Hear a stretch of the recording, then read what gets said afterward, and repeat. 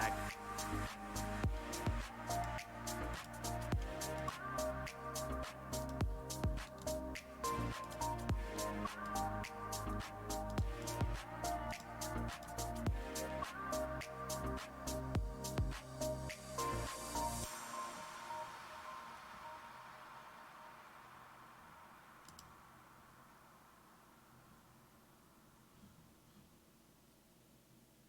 Yo.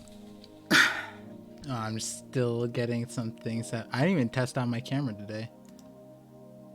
Yo, Adibs, what's up? Alright, let me get this stuff situated. Where do I want this? Probably here, right? Yeah, that makes sense. Actually, here? Alright. Might as well. Oh no, what happened to my screen? Okay, there we go. I was like, no, I got that set up for no reason. Alright. Give me a second to get the... Yep, we are live.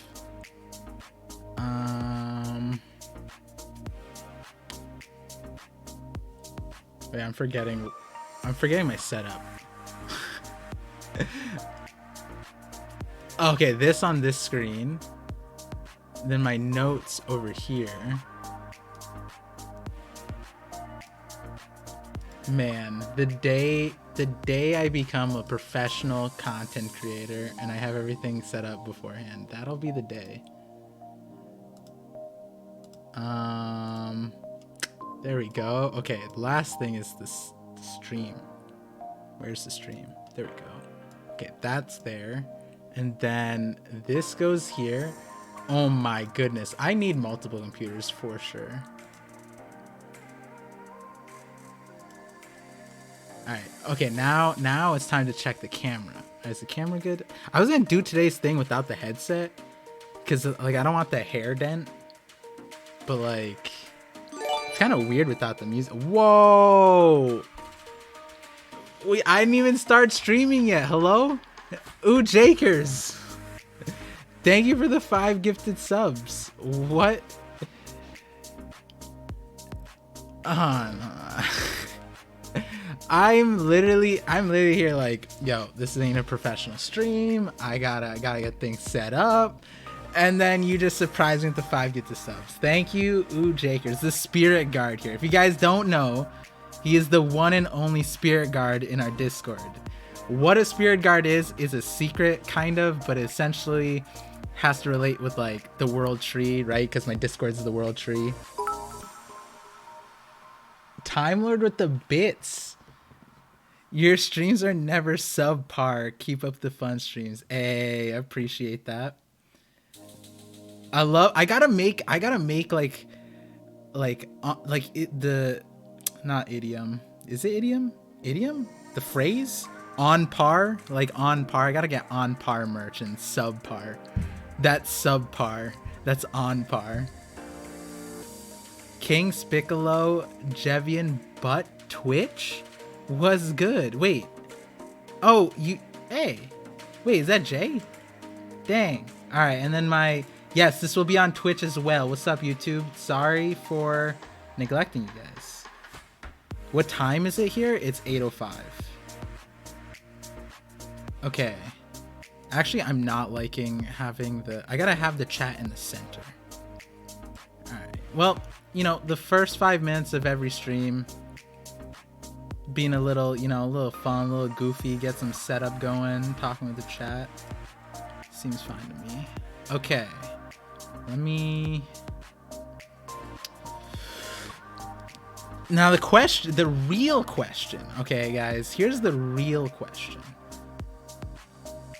Because I'm planning on starting like the voice of all things, like the actual, like I'll say like the stuff at like 8:10, probably 8:15ish.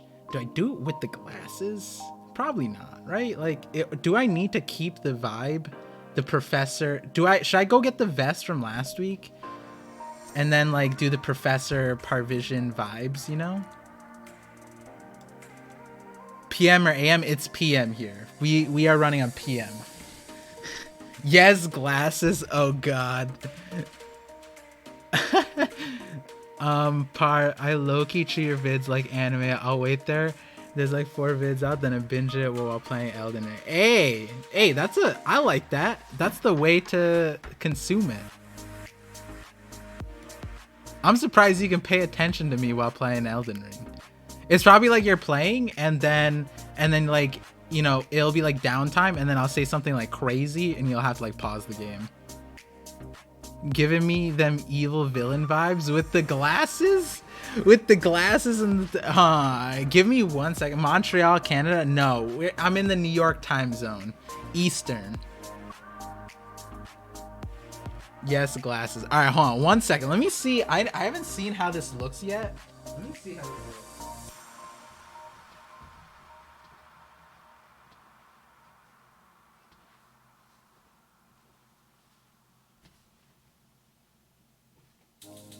Oh shit, I need my water.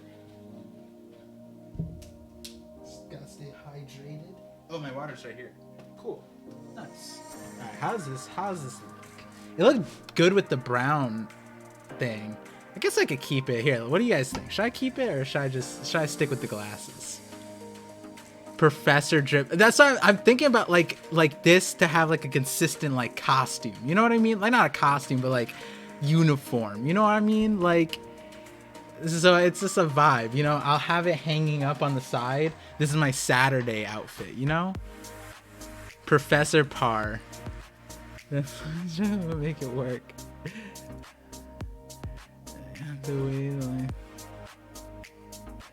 Yeah, that's true.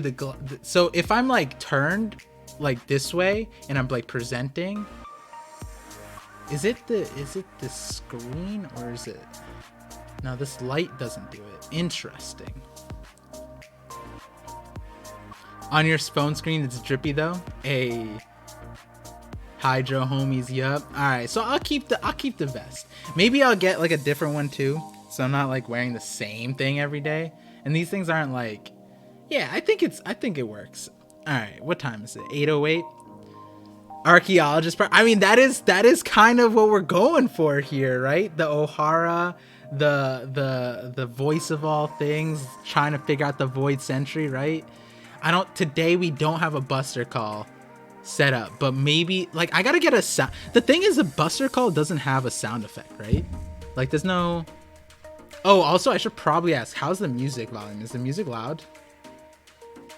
If it's too loud, let me know. I should probably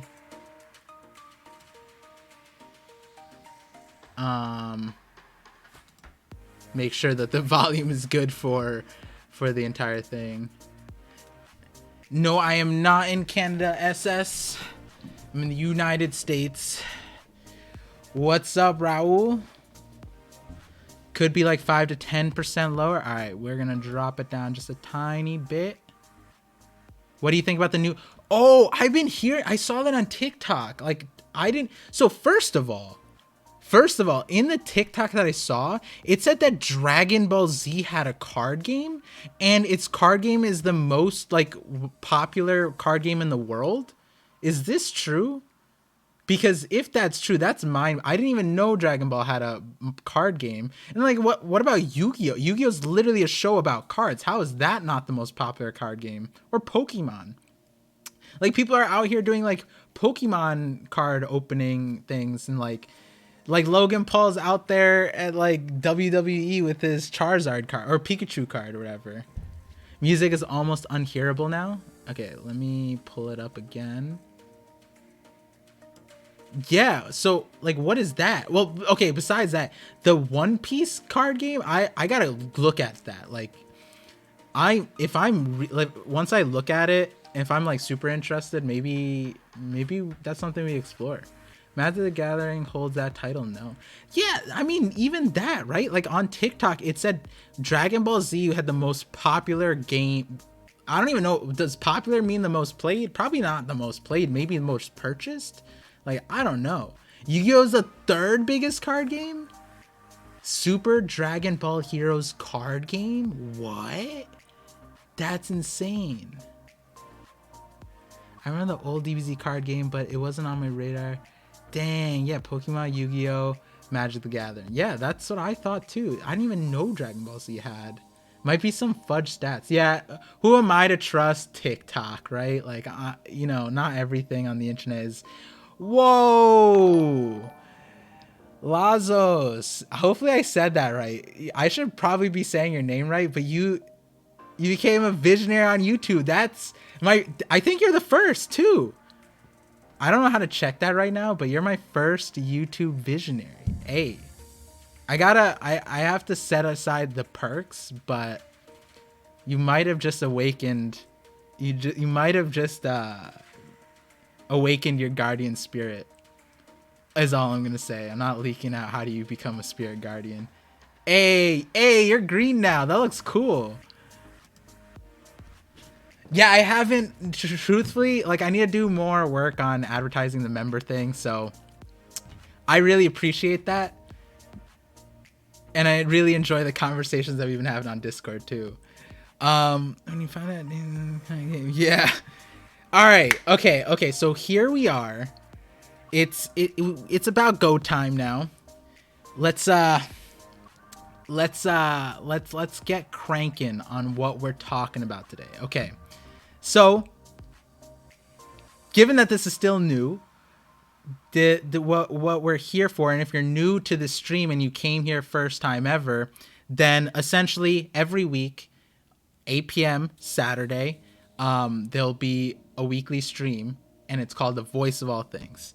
And essentially what we're doing here is looking through certain history, certain topics, and trying to figure out the void century, the history, the true history, not just the true history, but to determine the future, to figure out the future. I wish I had the picture up, but like I think it's Professor Clover, or I forget who it was, but to be able to see the future, you have to know the history, you have to know the past. And so that's what we're doing here. That's why I got the Professor Parvision drip on.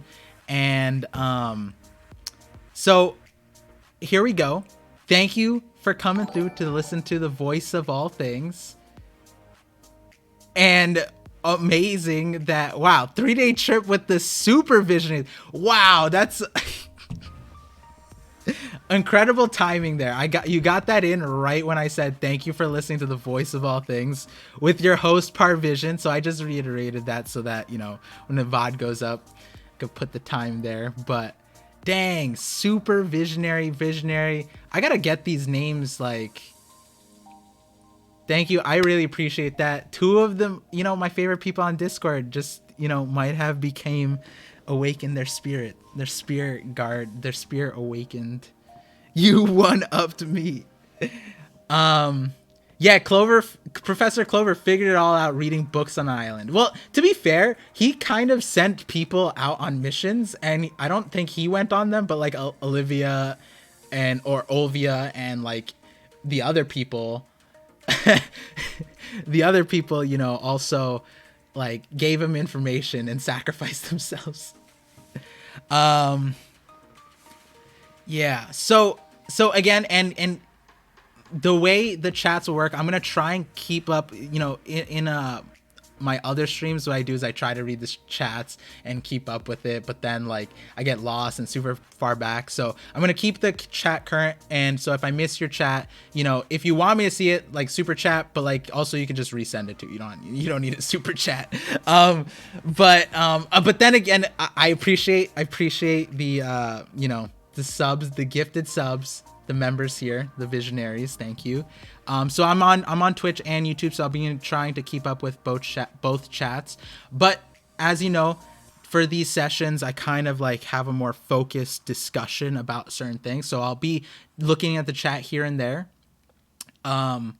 in between, and kind of asking questions. And essentially what this is like, I'll ask questions or I'll talk about something, and then I'll see how like it works with, or like how you guys receive it, or if you guys have any input on certain things. Because like essentially a lot of these things, I think today's topic of Mythical Zoans might end up being like 3 to 4 videos. Like I don't think I could fit it all. If I did fit it all in one video, it'd be really long, and I want this to be in depth because it's really, really important. Is Jesus canon in One Piece? I mean, Kuma had the Bible, right? So I mean, it could be. It could be. So the other thing about it is I honestly was a little confused about what to start, or what. This always happens when I set out the subject matter of the discussion. I just put it out there, but then like the days leading up to, I'm like, wait, I want to talk about something else. But like, do I? And then so that happened today, like on Twitter, someone just kind of like said something, and then I kind of thought about it, and I was like, wait a second, I want to talk about this on stream. And then like Lazos knows, like I was like, dang, do I switch the topic from Mythical Zoans to this? But then I realized like maybe I could just keep it this subject, and so I could talk about it this way or this way, and it might meet in the middle. But I think I'm gonna start on the path of Mythical Zoans. Essentially, the two paths are Mythical Zoans or Kozuki, which we did a lot of last week. So I'm gonna go with the Mythical Zoan route this time.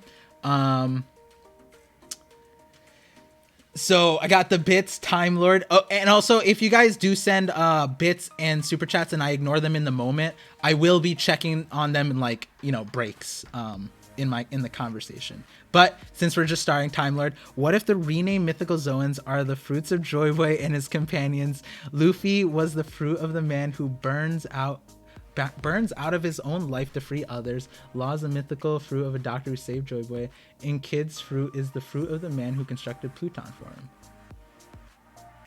You know, that's not a bad intro to our discussion. While, like, you know, raise your hand. You know, I put out a bunch of Mythical Zoan videos, and there's probably plenty of you that were like, yo, I don't need 100 Mythical Zoans. Like, you already listed out 3 and that's too many, right?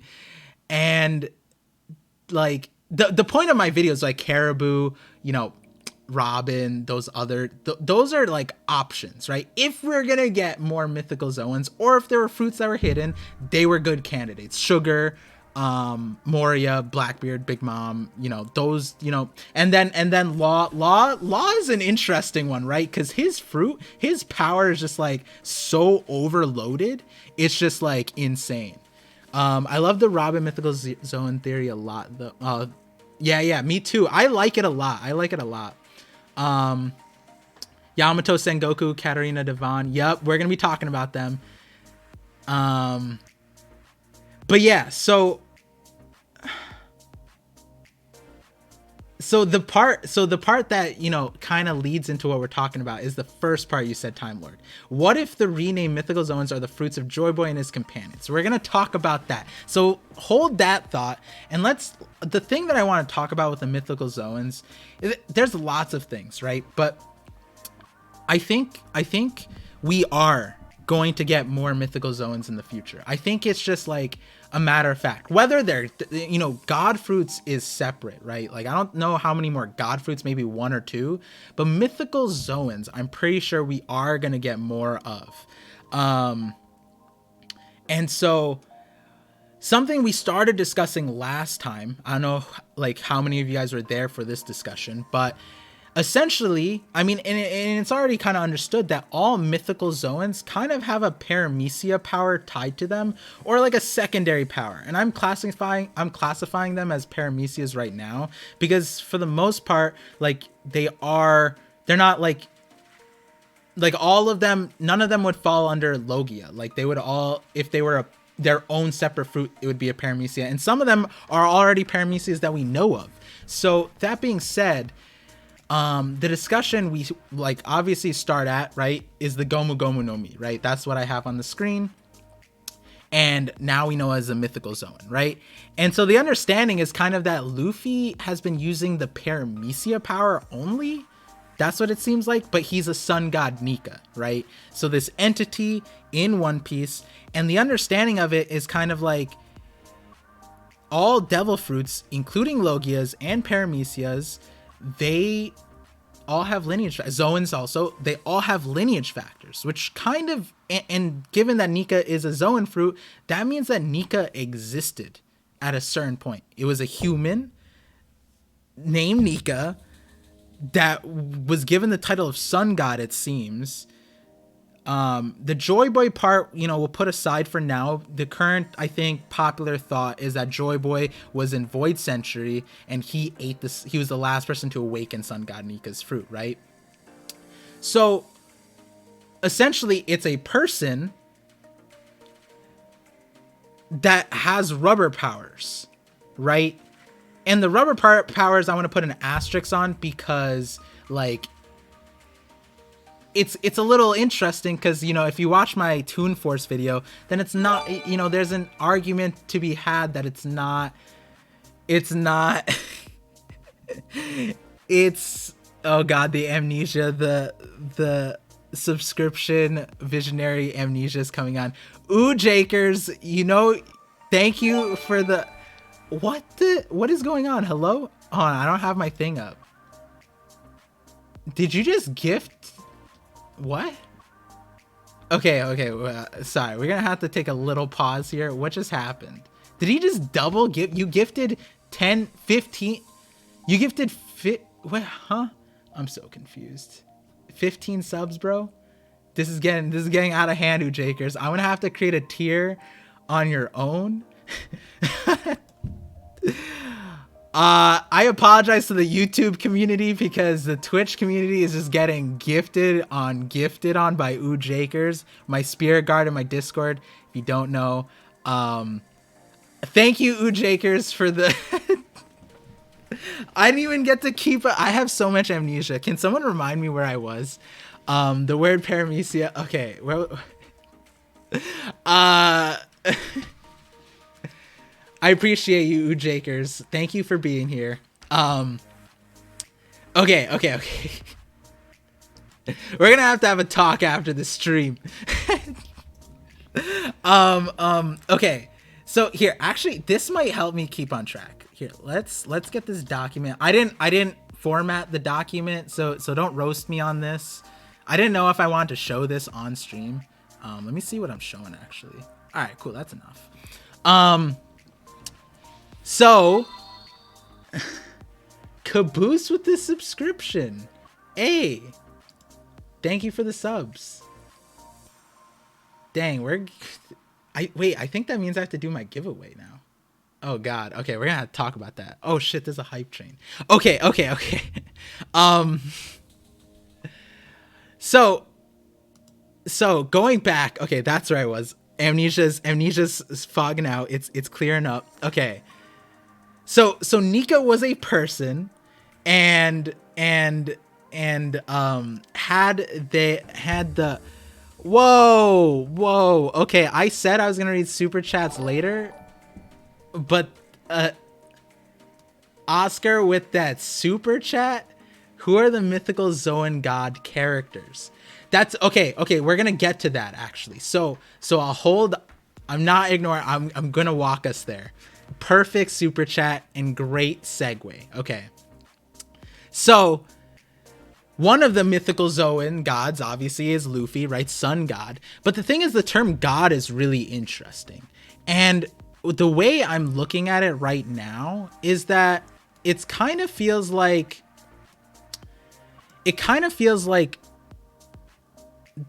Luffy or Sun God Nika was kind of like this overarching like entity, this deity, if you will, where all the other mythical zones might have been underneath Sun God Nika. And that's something we'll talk about in a little bit.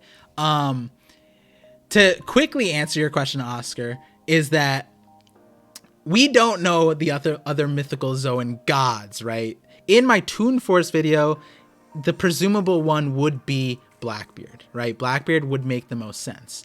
But if we back up a little bit, I think some of the things that I want to discuss in terms of mythical Zoans is in relation to the secondary power, because it might help us understand what we might see in the future and what we might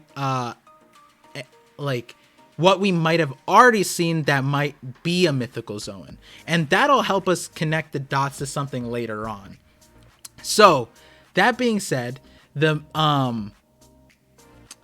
when we're talking about mythical Zoans, right here, let me bring this over here so I can see my notes again. when we're talking about mythical zones, the other, like the secondary power is really important, because when we look at Sengoku is the Daibutsu, which means Buddha statue. I'm pretty sure that's the proper translations. The Japanese Buddha statuary. I think that was also like a something that a lot of people, like including me, was confused about. Like it doesn't mean the Buddha, otherwise it would be the model Buddha, but it's the giant gold Buddha, the Daibutsu. So that being said, what's interesting about that is, well, here's the connection. Luffy turns pure white and then the Daibutsu turns pure gold. But then here we go with the secondary power. What's interesting about the Daibutsu is that its secondary power is actually the Gura no Mi. It's essentially, right? Like he can make shockwaves. Wait a minute, Wano, land of gold, golden Buddha. Yeah, that is true too.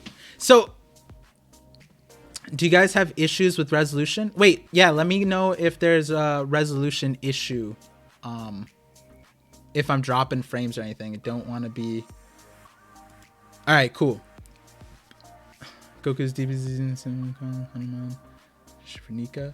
Yeah, there's a lot of things with Nika, because Nikas can also be related to the Japanese, the Greek goddess Nike, or it could just purely be the play on words Nika with smile, grin that Oda has been setting up for a long time.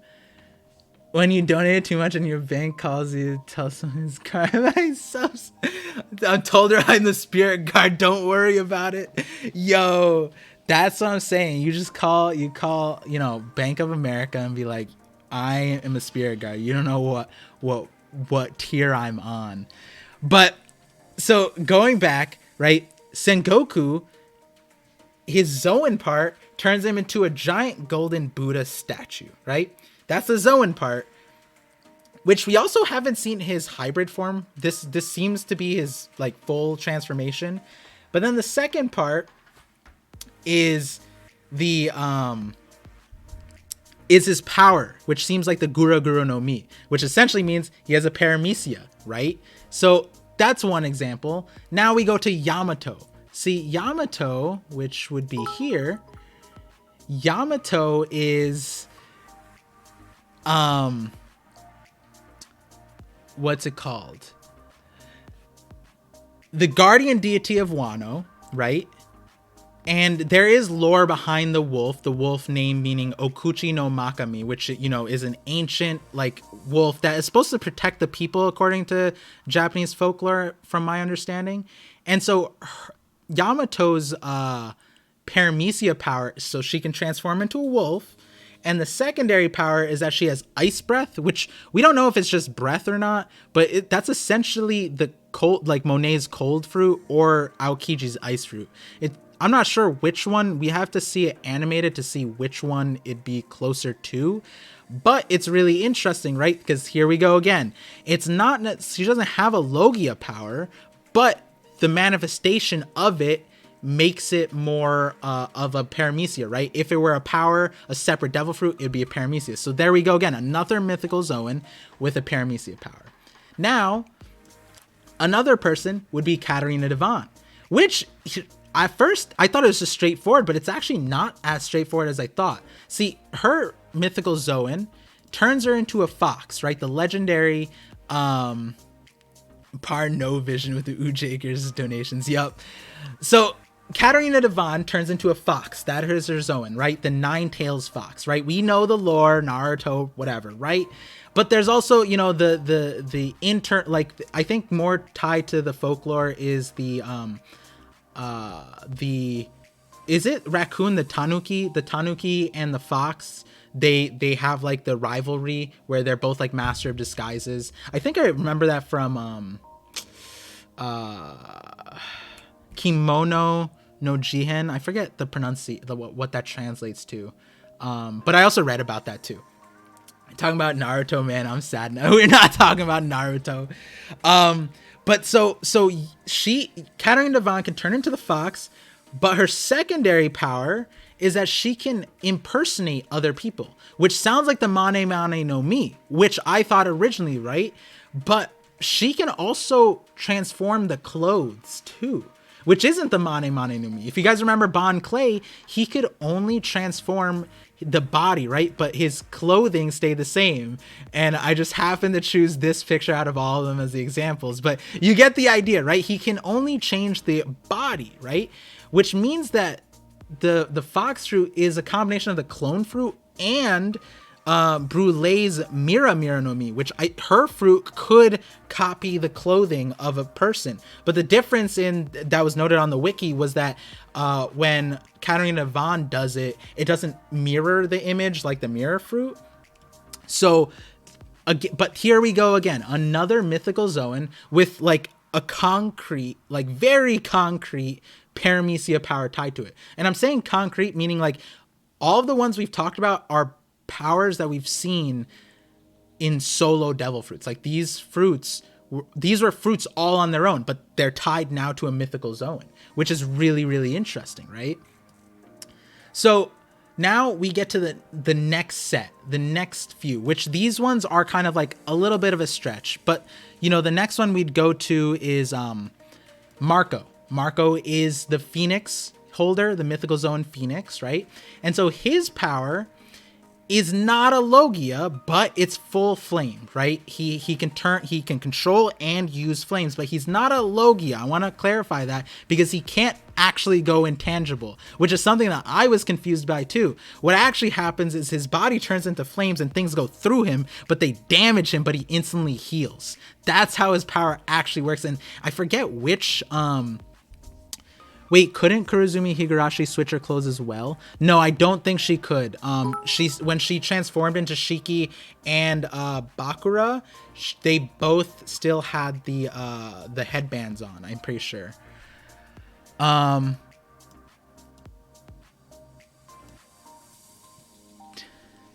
Okay. You know what? Before we get to the next set of mythical Zoans, we'll take a little. It's 8:30. We'll take a little pause and look at the super chats and the the bits. Okay, Time Lord. We're gonna get to that one. The Karasu. We're gonna get to that. It was in my notes. I don't know if you saw it. You're on this tier, Jakers. Yes, you are. Okay, Oscar. With the super chat, with, you know, this is good timing too, because I said at 8:30 I would. Do you think we will be seeing different religion, deities, or figures like semi-gods, legends, myth, or to ruin the history? So we do have Kuma with the Bible, right? There's a lot of setup. I mean, we already have the Daibutsu with the Buddha appearance, right? And I think that Sengoku's fruit is kind of an indicator that when it comes to real world examples, I don't know how close Oda will do to bring the actual like being into the story, because even with the Buddha, he could have just done the Buddha, but he chose to do the statue rather than the Buddha, right? So with Jesus, like, I think there's some people who have like the idea that like Mihawk has some relation there, you know, Eam might have something there, and then obviously Kuma has the Bible. What's interesting too is, and I don't know if this is just like a thing that that Oda just did for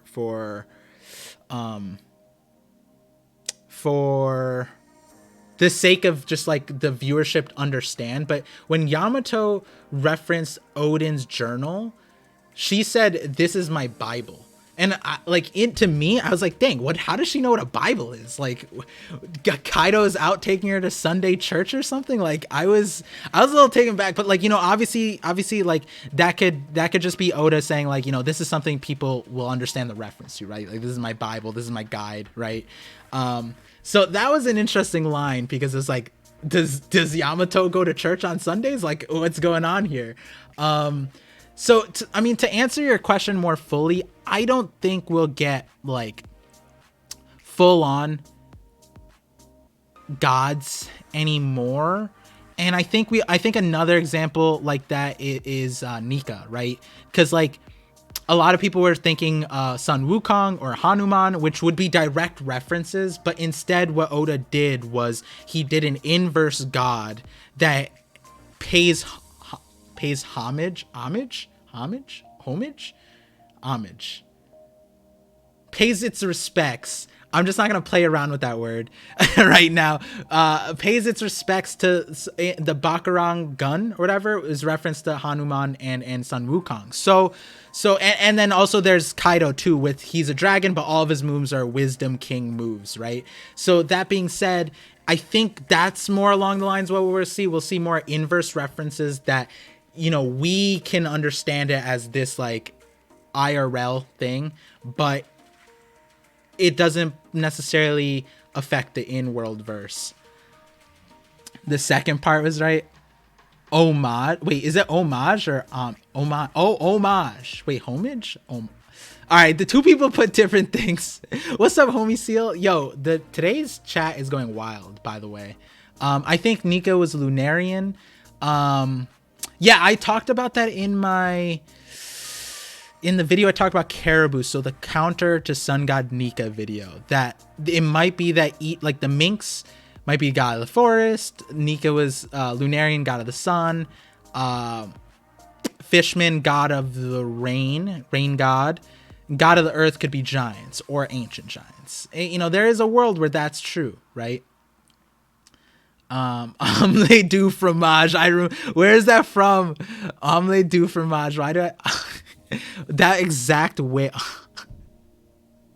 That was a good. That was a. I just had a flash. I don't remember what that flashbacks to. Is that SpongeBob? Is homage is pronounced omaz. Homage.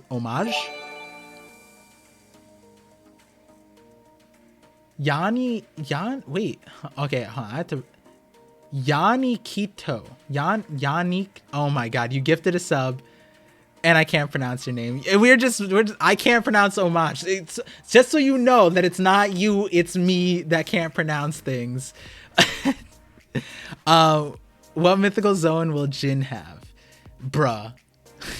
I just want Jin to come back. He doesn't need to have a mythical zone. I really want to know more about these trees and their connections. Devil fruits, Vegapunk. Yeah, Vegapunk better show up soon. Okay. Thank you for the gifted sub. I'm gonna get back to the mythical zone part now. So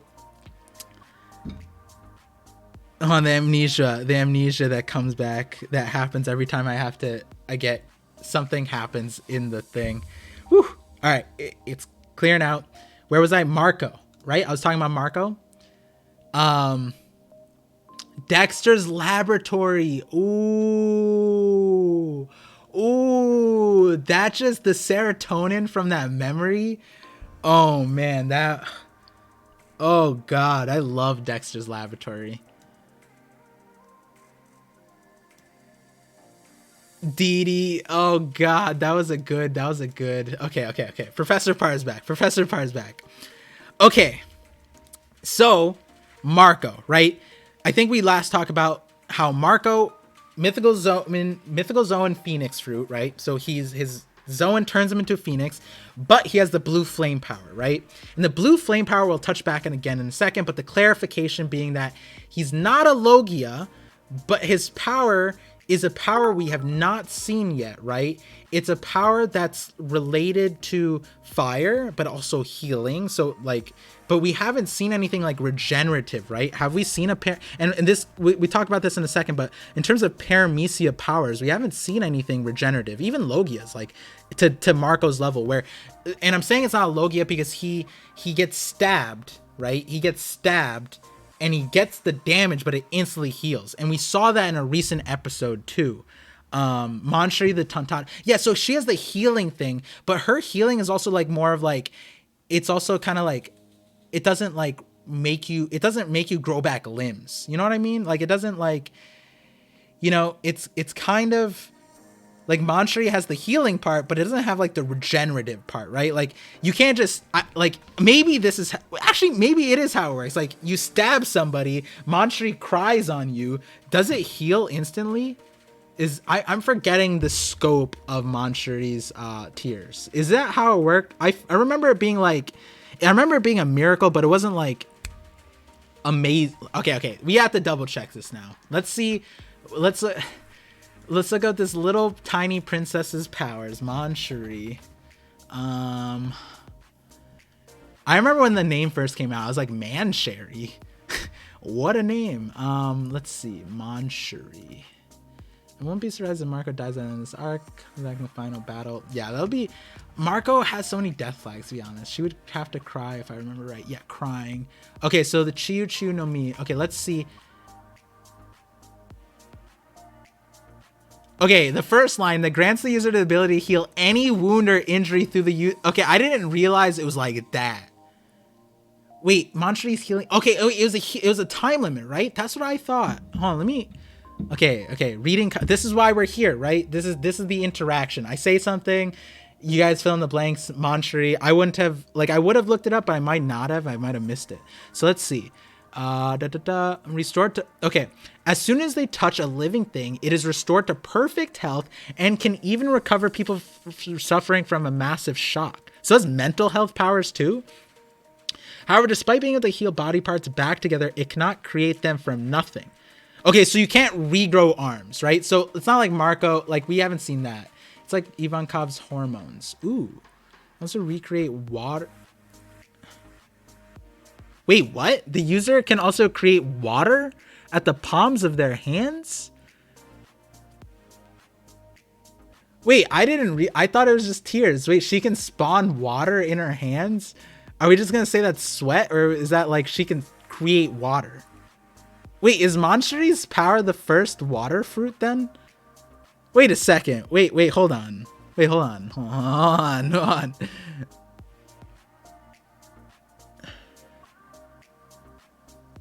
Wait, this user also has the ability to restore damage to inanimate objects to the original. Wait, hold on, guys. Yeah, Viola can make the tier whales. I connected that to elemental Haki. It was in my observation Haki video. Viola's fruit has to be a mythical zone. There is an argument for that. Well, it doesn't say which liquid she has to use. Time Lord. This is a PG stream. Wait, hold on, guys. What? Giola reveals Chiyu to restore inanimate. What? Wait, although their lifespan. Wait, what life? Wait, guys. Wait. Hold on. Give me 1 second. I have to pull this panel up. What in the nonsense is this saying? Do you guys remember this? Manchuri can heal inanimate objects and the lifespan will be shortened in the process? Where was Manchuri's tears for Mary? Hello? I'm crying right now. I'm low-key upset. All we needed was her to just come through. Oh, sacrifices her lifespan. Okay, that makes sense. He suspects that the ultimate feature of the heal. Why do I feel like I just glazed over this? Wait, hold on.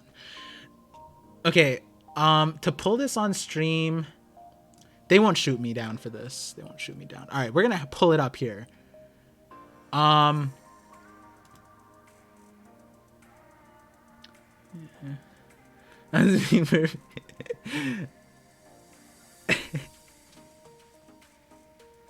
All right, but what liquid's coming out of her hands? Is she just sweating? She got knees weak. Wait, I said that completely wrong, didn't I? Palms are sweaty. You know, I'm not gonna embarrass myself. Wait, hold on. Okay, he suspects that the ultimate feature of the heal fruit is restorative ability that sacrifices the lifespan of the user. That way, if anything should happen to the Smile Factory, he can still restore to its original state.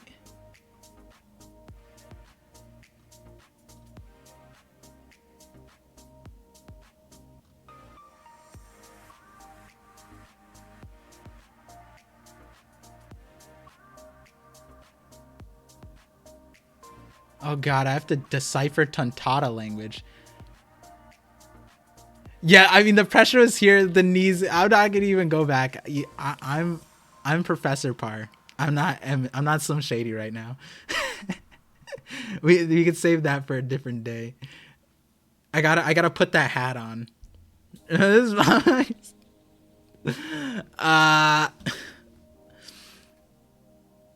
yeah, Tontadas are easily over. I honestly should be looking at them more because Mythical Zoans, like Mythical Zoan human Tontada, right? Like that'd be crazy. But also, oh my god, wait, there's probably gonna be a giant with the Tontada fruit.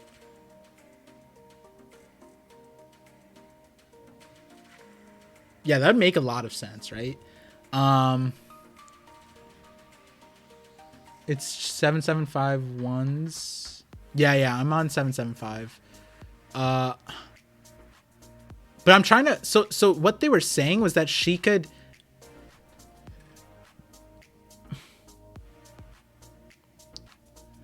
So the reason why Manchuri was there, and I'm taking this out of context,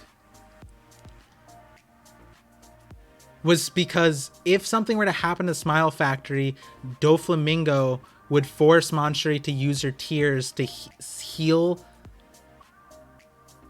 the building? What the fuck? I did not know that. So that's why I didn't realize, because we never saw it. Okay. The user apparently cannot force their tears to not have healing properties. God damn.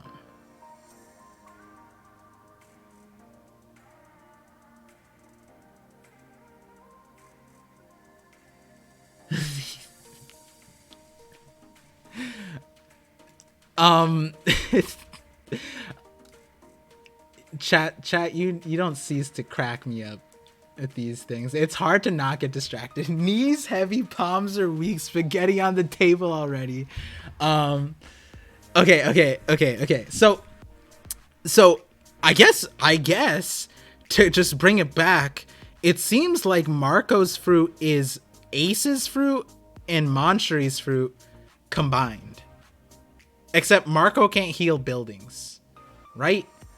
That, like, unless you guys are gonna throw that out to me that Marco can now heal buildings, which I hope not. But like, heal the sea stone building with the devil fruit. Wait, Joel, hold on. Was the building okay? We're gonna dive into. I'm gonna have to put a pin in that. I'm gonna put a pin in that one. Was the factory made of sea stone too? Oh god. Marco's awakening is being able to heal objects and nothing else. That'd be such a useless awakening.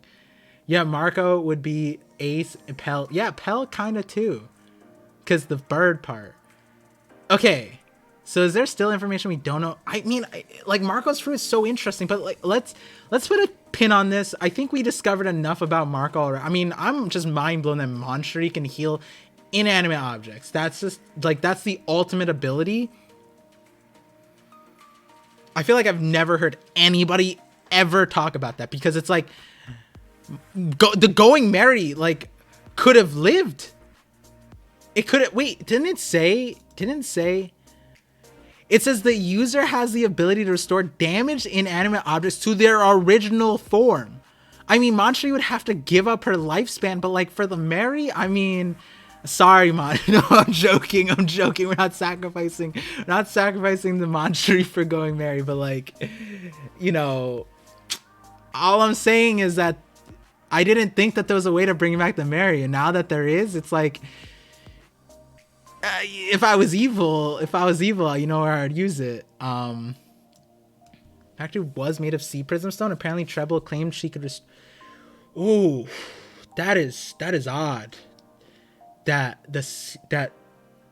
if it's sea prism stone factory and Treble is saying that she could. Ooh, Manchuri's fruit. Okay, maybe I'm making a video on Manchuri. Hello? Okay. You know, this was par the course of this stream, right? That we'd get derailed like this. We discovered literal gold. How? Okay, here. This is. Marco can't heal. How bad of a character he is. Yo. I don't even need to ask who that is. That we One Piece talk. I'm gonna talk about you guys at the end of the stream, but I already know that's you, Larry. Wait, but okay, raise your guys' hands if you knew Monstry could heal buildings and inanimate objects, because I did not know that. I just want to know, because if there's one thing this stream is for, it's to learn, right? And I'm hoping you guys learned something new already, because I just learned something. Now, since I'm looking at the thing, I'm gonna look at Time Lord. I still think the four gods are people with relating dreams. Luffy with the dreaming of ruling the earth, seeing a forest, dreaming of the rain. You know, that makes sense. That makes sense. I could see that. Did not know that. Is it true? Yeah, I mean, apparently it's their ultimate ability. Like to question whether this is possible would be the same thing as questioning, I think, Law's fruit, right? Because we haven't seen his ultimate ability, but we know that the ultimate ability is the internal youth surgery, right? So if the same source, right? Because Treble is technically the same source as how we know the Opi no Mi's ultimate power, but the Manchuri thing is if that's her ultimate ability. Now I'm just like, how the hell? Okay, okay, Emmanuel Blue just donated. Whoa, I don't know what currency that is, but 22 and no chat. Hello? Thank you for the super chat, bro. But yeah, like now, okay, now I got the amnesia thing again. Okay, I think I just remembered. Okay, Treble. Yeah. How does Treble and Doflamingo know about these ultimate abilities? Who's out here telling? Is that also written in the encyclopedia? Like, Opi no Mi, on top of all the broken shit that it can do, it also can give eternal youth. You know what I mean? Like, where did they find out about these things? Oh my god, you remember at the beginning of the stream when I said, like, my topic that I want to talk about today leads to 3 to 4 videos? I didn't expect this to be a separate video. NOK is Norwegian krone. Hopefully I pronounced that right. Hey, Norway. I love it. Nordic countries. That's what I like to see. I'm gonna guess the swamp fruit is regenerative. The swamp fruit is interesting because, like, it acts like Blackbeard. You know, Blackbeard's fruit. He really did just donate without a message. Yeah, but so Blackbeard's fruit, he absorbs it, but he takes the pain, right? But Caribou doesn't. So his fruit seems more like when his is like actually a Logia, because he doesn't get hurt. But the difference is it's almost like the stab goes into him because he has infinite storage. It's like he's storing it, but he's not getting dealt any pain. It's really weird. But yeah, I was gonna say your brain works crazy. Love to see it. Hey, that's what the voice of all things, right? You guys are hearing the voice of my brain. Nice mythology you have, dude. Wait, what mythology? Do I have mythology? Are we having a Mythical Zoan Parvision model? Model Parvision? Numa no Mi Ayahi. Oh, from this. Yeah, that's a. I need to put on a different hat to be able to do this. A dibs Norwegian here is. Oh, dang. My mythology sucks, I guess. Y'all think Vegapunk will reveal anything cool about Choppy? Yes. Chopper is the goat. I mean, he's a reindeer, but he's the goat, right? He has to have something. I think, like, the fact that when I made my video 7 months ago now, I already said that Joy Boy was probably a human fruit, and I was thinking it was Chopper's fruit. Like, the generic human fruit might be Joy Boy, and I was saying, like, Joy Boy might be a human fruit. Like, the fact that that was actually, like, not that far off is kind of crazy, right? Like, so I definitely think that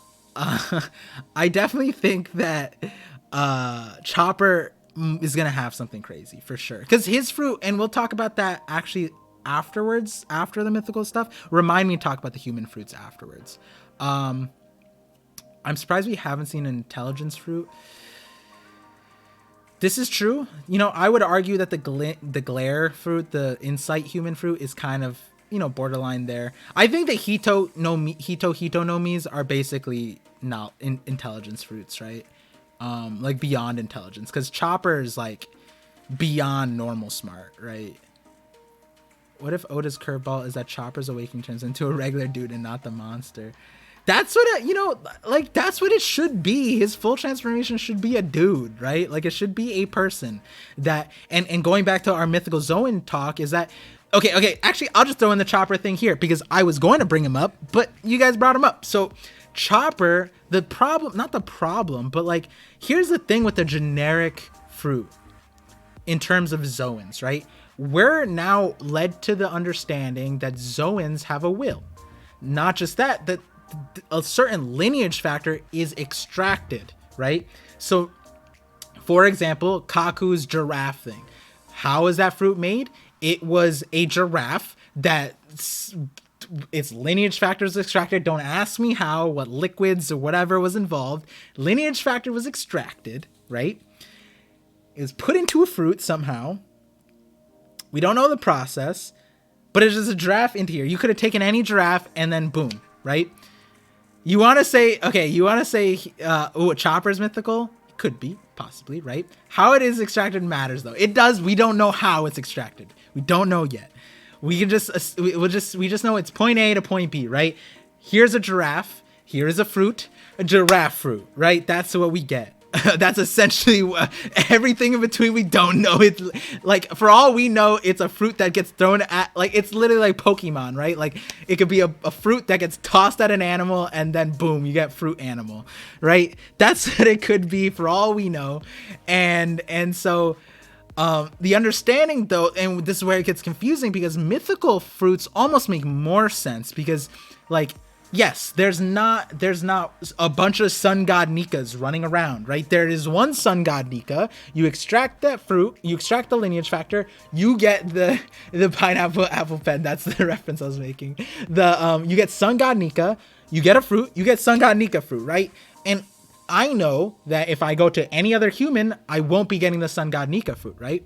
Now that's interesting with Chopper's fruit because it's like, it's the generic human fruit. What human? Was it one human? Or like, what? How do you get a generic human fruit? Because now, to me, what that sounds like, it sounds more like how Caesar tried to go about making the smile fruits, right? Because the way he made the smile fruits is he just took a bunch of animals, put them into unidentified liquid stew, put them into a plant, and then boom, right? That's how we got it. Just a bunch of different, and then it was kind of like a roulette, like a gamble of what animal and what fruit, where it went, we don't know, right? So Chopper's fruit almost seems like you just took a bunch of humans and put them into a pot, and then you just got like the average lineage. Like, what does Chopper's generic human fruit, who was the generic human? Right? Like, are we saying, because clearly Chopper is not generic human, right? He is a genius. He out here solved Queen's and like virus thing within minutes, or, you know, an hour, or chapters, whatever, right? So it's like, how did it, like, clearly he's really smart. He's really versatile. So it's like, you know, who were the humans in the pot of Chopper's fruit? But then also, if we are saying it's a generic human, the only thing that makes sense to me is if it's like the atom. It's like the atom of humans, right? Like the first human, that person's thing. But then you would think that that's a mythical Zoan model, right? So if we don't get that it's a mythical Zoan and it stays a generic thing, then it leads me to think that we just took a bunch. We took one person from every island, put them into a pot, and then made a fruit. That's kind of like that. It's a little weird, right? But it makes more sense that way than for it to be one human. It's a little interesting, right? Bunch of humans in a pot. Yeah, technically all Zoan users would have a will spirit previous. Yeah. So, but then who is the Zoan will of Chopper's thing, right? Because the generic part of it is the counter to the idea that it has a will, because if you're saying it's generic, then generic what? Like, it's so weird. Are we saying he's a generic will too? I don't know. Generic Chopper's devil fruit is an apple like the one. No, wait, Chopper's devil fruit is a mushroom. Yes. Garden. And so it's interesting, right? This actually ties us back to the conversation I want to have. So we'll just skip this for now, because Kaido's kind of self-explanatory, just enigma, dragon, slither, fish thing, right? We could talk about that. I know that open a can of worms on its own. But another mythical zone we do know is Onimaru, right? He is the mythical Hito no Mi, mythical model monk fruit. Now, what's interesting, right, is like the intelligence that he has is not on par with Chopper's, right? Because Chopper became a super genius. We don't know if Chopper as a reindeer was a super genius reindeer. Nothing told us that, really. But Onimaru, he's just a normal intelligence, right? Like, he has more strength, if anything. Like, besides the last bout with Zoro, he kept up with Zoro. I think he like pushed Zoro back too. So it's like maybe instead of intelligence, the monk has more strength. We don't know. Or maybe the strength comes from being a fox. We don't know, right? But what's interesting is that he's a mythical Zoan monk, but he doesn't have a mythical power yet, meaning he has a blue nose. You know, you said that, and then what I was immediately reminded of is Buggy, because Buggy has a red nose, and that is his actual nose. Like, that is not a prop. That's not cosplay. That is his birth nose, apparently, the red nose. But we'll skip that. Chopper isn't a super genius, though. He's like that because Kureha, not his fruit, though. So Young Gambino, to counter that, what I would say to it, though, is like, a great teacher does matter, but you put 100 kids with Dr. Kureha, and I would argue that probably none of them would retain the knowledge that Chopper did, right? Especially at the age, because Chopper was a young reindeer. So I think that kind of is why I'm saying he is super smart, because it's like, we can't just say all kids would be able to learn from Kureha and be able to retain it and then apply it and then, go on and do stuff with it. That's super intelligence level. A great teacher is important, but, a great student is also important too. And I think that applies to physical abilities too. Like, Rayleigh could teach a bunch of people, but, Luffy retained as much as he did because he has battle IQ. He is really smart. He has a good basis for everything. So you put, like, Rayleigh was just like, you shouldn't be able to learn the basics in 6 months or however long, in 2 years, but Luffy did anyways, right? And so again, you put 100 people with Rayleigh, I don't think most people would, Zoro and Luffy aren't the basis for most people, right? So Luffy is another example where it's like, great teacher, but Luffy is also a great student. I argue the opposite. I don't think Chopper learned that fast though. There is a thing there where it's like in the anime they did show that from the basic stuff that Kureha taught him, he was able to create the rumble balls on his own. And that, like, I called that more as canon because it's like she did not teach him the rumble ball part of it. He took what he learned, and I think that's super genius level, right? Because like Queen probably helped Black Maria create a similar thing, and then Caesar's out here trying to do like a lot of the same thing there, right? So it's like, it's really interesting. Chopper is in Brain Point. Yep. Chopper would have become a doctor either way. His doctor skill is couched in the doctor theme of the island. For sure. The fruit is being a mushroom psychedelics connecting human challenges. I like that. Cilicia? Hopefully I pronounced that right. I like that. But yeah, okay. So now hopping off the Chopper part. Onimaru, monk, Mythical Zoan, besides strength in like human intelligence, being able to speak and converse and think, you know, remember Ryuma, for example, and you know, talk. He's a fox that ate a human fruit, right? There is no Paramecia power there. I'd be interested to know if there were a Paramecia power tied to Onimaru's monk fruit, because that would really solidify. I don't know if we'll ever see it, but that was really kind of like, that would solidify this theory that every mythical Zoan has a Paramecia part tied to it. So, you know, if we ever see that in the chapters, definitely come back to my Discord, Twitter, wherever, video, shout me, like, talk to me, because I'm gonna be just as excited as you are. Or if I miss it, definitely make sure I don't miss it. But like, it's like, what could his power be? And the reason I want to talk about that is because the next person, this is the person that I wanted to talk about, and I'm skipping Kaido. Kaido's in my notes, right? Kaido, quickly, Kaido, dragon, mythical Zoan, boring. We don't know, like, he has, you know, the lightning. Everyone can bring lightning now. Yamato can also use lightning. Luffy has lightning. Everyone has lightning. I think it's elemental Haki. Same thing with the wind, you know, all that stuff. Elemental Haki. Set that aside. You know, it could be with this fruit, could not be. But the main part that it seems like is the fire, right? The Boro breath, flame clouds, and the flaming drum dragon thing. That, I forget the name. But so the flaming drum dragon, holy, is that a tongue twister? Flaming drum dragon. I keep wanting to say flaming dung dragon. I don't know why.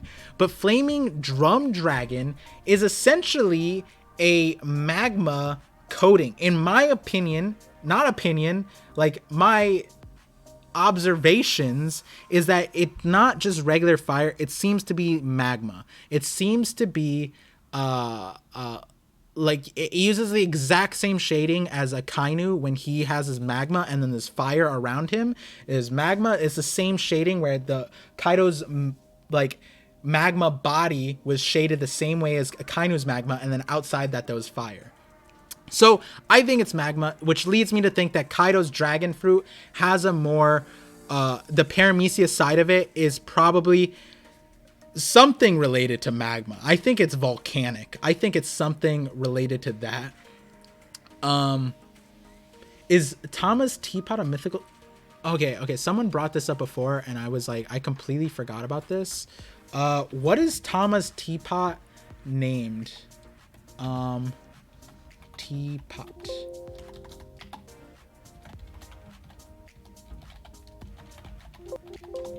Does anyone remember the name of Tama's teapot? I just want to search that up because I want to see if I have to include that here. What's up, Marsh Not Mellow? What's up? Walt Zoro.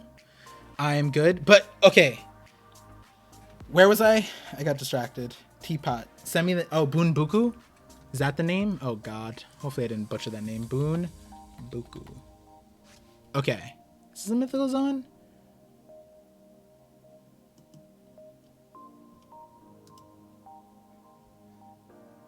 Okay, it is not a mythical zone. So it is a pot that ate a tanuki fruit.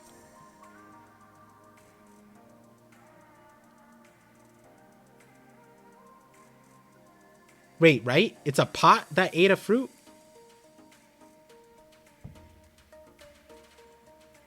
Yeah, wow, that's cool. So I'll set that aside because that one's interesting.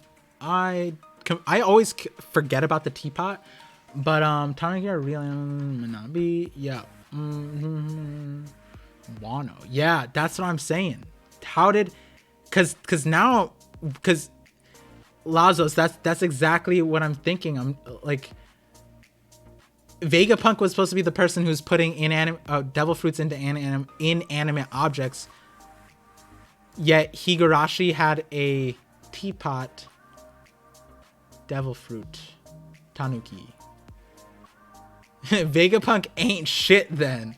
Vegapunk ain't shit. Say it with... No, I'm joking. Vegapunk is the shit. We're waiting for Vegapunk. But but so okay. So now, you know, with Kaido, right? His thing being the magma thing, I think it also lines up with my guardian spirit thing, because Kiku said in a certain line, I forget where, she said that Kaido is regarded as the guardian of the land. And so when you think about land and dragons, it's really interesting because the way you make land is with magma. So like if he had a magma fruit, then he would actually be the guardian of the land, because he could create land, which would be really, really great. And we'll set that aside for now. Now let's talk about Orochi, because I want to really get to the last few people I want to talk about. And then I want to talk about this other part that I was like thinking about today. And then hopefully we can make the full circle to the thing that like I almost got sidetracked today by. But so Orochi is a mythical Zoan. He's not the Hydra, right? The Greek Hydra. Like, that's not what he technically is. He is the Yamata no Orochi, which is an 8-headed snake or dragon. And since it's the heavy, apologize for my pronunciation, but snake, right? So 8-headed snake, let's go with that. And snake is really important because of the guardian spirit theory. But we've seen him die 8 times, and die meaning his head was chopped off. 8 different heads, all chopped off. He is 8 heads, right? Now, I think that there's lore where you kill the snake and then a sword is in its tail, which I don't think there's a sword in Orochi's butt, but like, that would be really interesting if that's where the story goes. That being said, I don't think it's going to go that way. But the question is like his parent, like if all mythical Zoans so far that we talked about have some sort of secondary power, is there a Paramecia power that explains how Orochi keeps coming back? Because it's like, it's really weird, right? Because it's like it almost wouldn't make sense, because he was on fire, right? We could say his Paramecia's Ace's fire thing because he could withstand heat, but it might not. It's probably not that. That probably could just be thick skin, snake, whatever, cold blood. Someone was saying like snakes are cold blooded, so they like heat. So like he's probably more tolerable about it. So it's kind of like, what is his Paramecia? Do we know of a Paramecia that would explain him being able to decapitate 8 times? Brooks fruit. Hey. I'm glad you said that, Zach, because it feels like it, right? Like, it's a little weird. The chop fruit, I don't know if he's reattaching the heads. It seems like he's losing the heads. Sword and Orochi's is a phrase that not sick to hear today. Yeah, me neither. I think Brooks is a Zoan personally. Same. There's definitely an explanation for him to be a Zoan. But yeah, okay, so if we're saying buggies, right? The problem with that is that I think every time we saw Orochi get cut, we did see blood, except for the last time because he was on fire. I think when Kaido cut him, there was blood. I think when the scabbards cut him, there was blood. So if it were the chop fruit, I don't know. But then, so the other interesting part is that we do see him losing the heads, because after the heads were lost, the last showing, Orochi only had 1 head. Let me see if they don't show it. He only had 1 head in the final showing. So I think he does lose the heads. So that makes it seem like, is it not regeneration? Or like, is there like another explanation for him not dying? It's so weird, but it almost seems like he has to have a Paramecia power, and I can't think of like a Paramecia that would fit him. He hasn't shown. I mean, he could be awful with his fruit, but it almost seems like in Luffy's case, right? He was using the Gomu part the whole time. It almost seems like you don't need the mastery of the fruit to be able to use the Paramecia part. The middle gag is definitely not a gag. Yeah, I agree. Yeah. Zach, I don't know if you saw my teeth video. I'm on your side with that. Maybe the last time we just saw too tired to conjure up 8 heads. That could be an explanation. It is interesting that we haven't seen him do more. So, you know, him not doing more is why I'm thinking about this, right? Because it's like, if we're going to see a mythical Zoan awakening, right? Because I don't think Orochi's dead. It's just like, we have a mythical Zoan, like, because then we would be saying that Oda gave Orochi the mythical Zoan Yamato no Orochi simply for him to die 8 times, right? It's a little weird. For like, is that really why? Like, he could have chose anything. He gave him this fruit just so he could be beheaded 8 times. You know, it's interesting. So I think that, like, instead of him just flat out dying, and the other reason why him not dying makes sense to me is because, again, if you haven't seen my predictions video, like, why would Oda have him die in 1048 and then just show his head in 1049? It's so weird. We have not seen that with anybody. Like, and also it was just his head, it wasn't his body, and Oda doesn't like showing dead bodies, right? Like, that's why people come back to life. And it's like, did he really kill Orochi in this way, and that's how he decided to show it? I'm more inclined to think that, like, he would put a card that says Orochi is dead, you know what I mean, rather than show the body of it. So in that regard, it seems more like Orochi's gonna awaken, and if he does awaken, the devil fruit is gonna take over, and it's gonna be the impaled down beast jailer awakening, where he has mindless and not control. And the thing about it is, the impaled down beast jailers, they had regular Zoans from what we understood. But if Orochi awakens as a mythical Zoan Yamato no Orochi, then he might have a Paramecia power tied to it, which is why I'm trying so hard to think. Maybe I have to look at the lore of the Yamato no Orochi to see if there's any things tied to him, but I don't really see anything. Do you know what the actual Marjnama? I know some of it. I know it has to do with, like, it was like Tsukiyomi gifted Amaterasu gifted Tsukiyomi a sword to then cut and kill the Yamato no Orochi, and then they killed it, and then in its tail there was one of the jewels or something, right? The sword that it's like the Ame no, I forget. I know some of it. I don't remember all of it off the top of my head. Phantom Greyfire. Do Roger and Shanks want, because they don't want another Will of Command? That could be an explanation.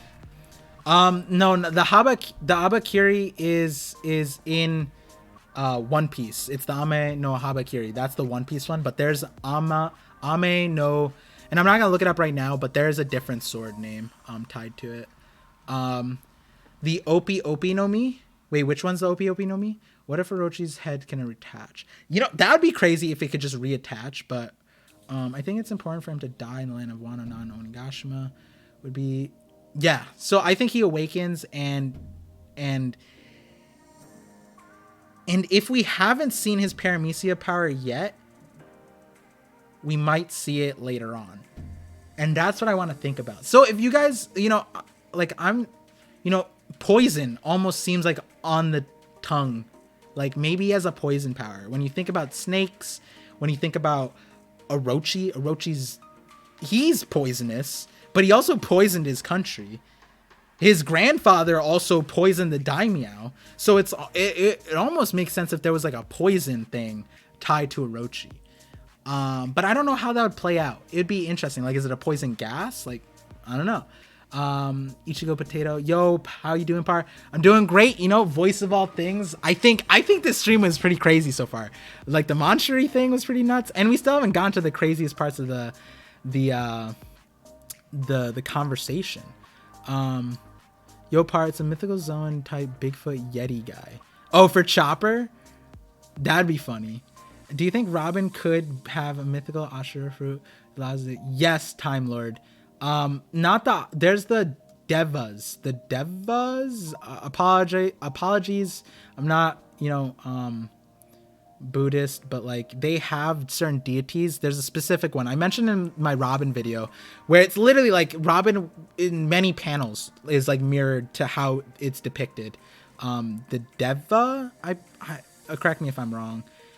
Basically a deity, she's like a motherly deity who can spawn arms, and she can use multiple weapons and stuff like that. It's pretty cool. Orochi's relation with CP0 is interesting. That is pretty much how he is introduced. Yeah, it's like, what is it? It's either regeneration, fire, poison, nature. Is there something else? Is there something else related to Orochi that we're just like not? Like heat could be a thing. Heat could definitely be a thing, but I don't know how that would play out. Devas are godly beings. Yeah, I think it was like the name I'm thinking of was like a name for somebody. I forget. Venom. Yeah. So that, oh.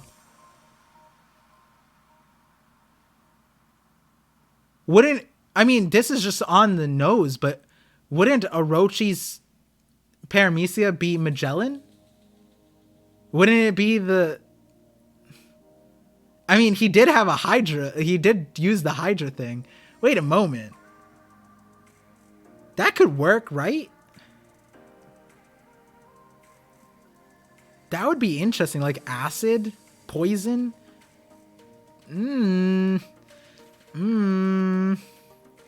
That might be it. I'm gonna put that down. Actually, now I think about it, it's probably Poison Magellan. Yeah.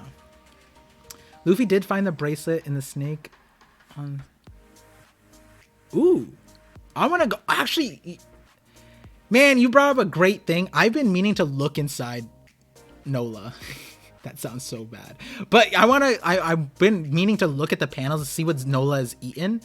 Because Nola seems to eat things that are important, or it cares about to protect it. So I want to see that.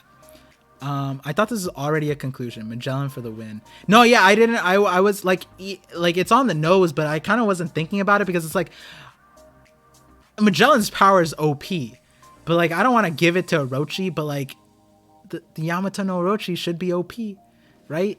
So that would be.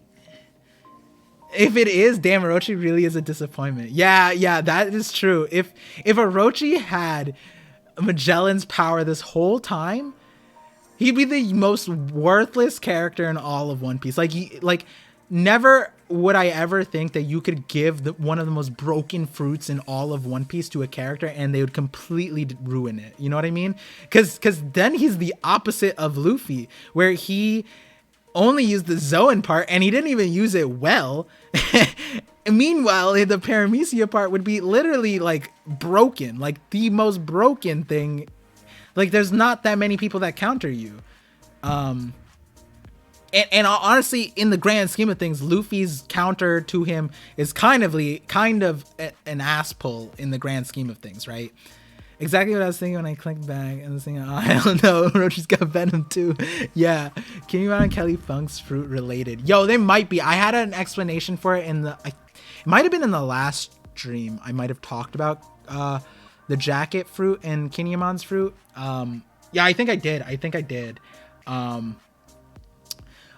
But so I'm satisfied now that we talked about that. You know, whether Onimaru, the monk, gets a mythical power tied to his fruit, that would just make this like marble, you know. But I think this is concrete. I think this is a concrete place where I can make this video, because that was the whole point of the video, talking about mythical zoans, and then reaching to this part where if all these other mythical zoans have a Paramecia and I'm saying Orochi's not dead and he's gonna awaken, then we're probably gonna see a Paramecia power. It's probably gonna be poison then. That makes a lot of sense, which now brings us to the next group of people. Now, this is what I was getting at, where there's a line of thinking with mythical zoans, right? Where, you know, there are mythical zoans that are hidden, like Luffy was, right? And that's where I came out with Robin, Caribou, you know, those characters. because their fruits are very sus. If you don't know what I'm talking about, I highly recommend watching the videos. If one of my mods are here, if someone who knows the videos, if you can link them and send them in the chat, that'd be great. But yeah, so there are the possibilities that there are mythical Zoan fruits that we've seen that are hidden and aren't used correctly or haven't awakened into a mythical Zoan or a mythical god, whatever it might be. It might just be that the information's missing, right? And again, Robin and Caribou are really great candidates for that. Obviously, Moria and Blackbeard. Blackbeard, you know, he's probably a mythical Zoan god, right? Foxy's Noro Noro Me is another misuse fruit. Anyone else is... Yeah, for sure, for sure. But so, and then Sugar. Sugar's another character that I think is just like, bro, she has eternal youth and can touch anybody. Like, and here's an important thing, right? It almost seems like she can touch anybody and turn them into a toy. And that is not contingent on Conquerors, because Don Chin Zhao, I'm pretty sure, was turned into a toy, and he has Conquerors, and she was about to turn Luffy into a toy. And it would be kind of weird if she touched him and it didn't turn him into a toy, because then that would take a lot away from what Usopp was trying to do. So in my mind, it seems like the person, not a mod, but here's the video. And, oh, thank you. Ooh, I'll send that over here. But so in my mind, it's like Sugar probably is a mythical Zoan, because how can your fruit be so bloated? Like eternal youth and on touch, just wipe someone's memory and turn them into a toy of your choosing. If we're talking about fruits that are overloaded, Sugar's fruit, and it's like you could easily separate that out, where it's like this part is the Zoan part where she has eternal youth, and this is the Paramecia part, right? The Paramecia part would, you know, like transforming into a toy. I don't think we've seen that, but then the memory, the memo no mi, that's that could be tied to Sugar's Paramecia part. So you're saying Buggy has a mythical Zoan? I'm pretty sure Oda would do that. You know, lots of people brought up Buggy. I will have I don't know if I'll put Buggy in this video, because I don't want to lose people. I don't want to blow, like, you know, I'm already talking about expansive things, and then I'm trying to bring in Buggy in this. There's a lot of Buggy haters, so I'm not going to bring them in this video. I'll have a separate video on Buggy. Lord Buggy deserves a mythical Zoan. Yo, Mr. Boost, you're not late. We're getting to the hottest part of this discussion. I think Sugar has a mythical Pinocchio fruit. That'd be interesting.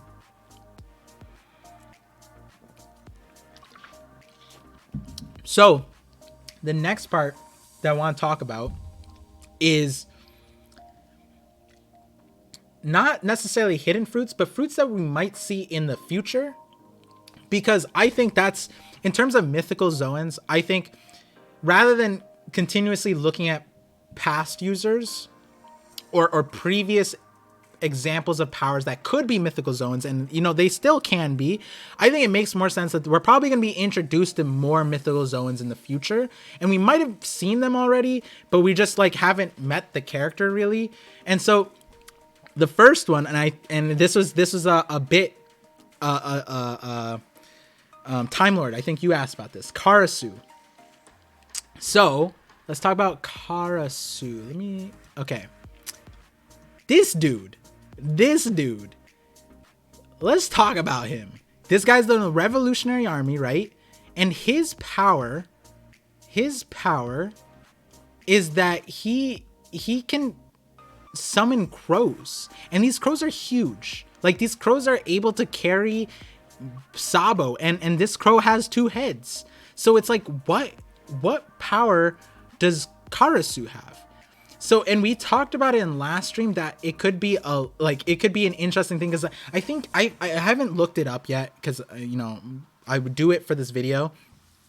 But in some contexts, people talk about like crows, when they're in a murder of crows, when they're in the swarm, they move like water, they move like an element. And so it could be something that, you know, Oda does, where it's like a logia of crows.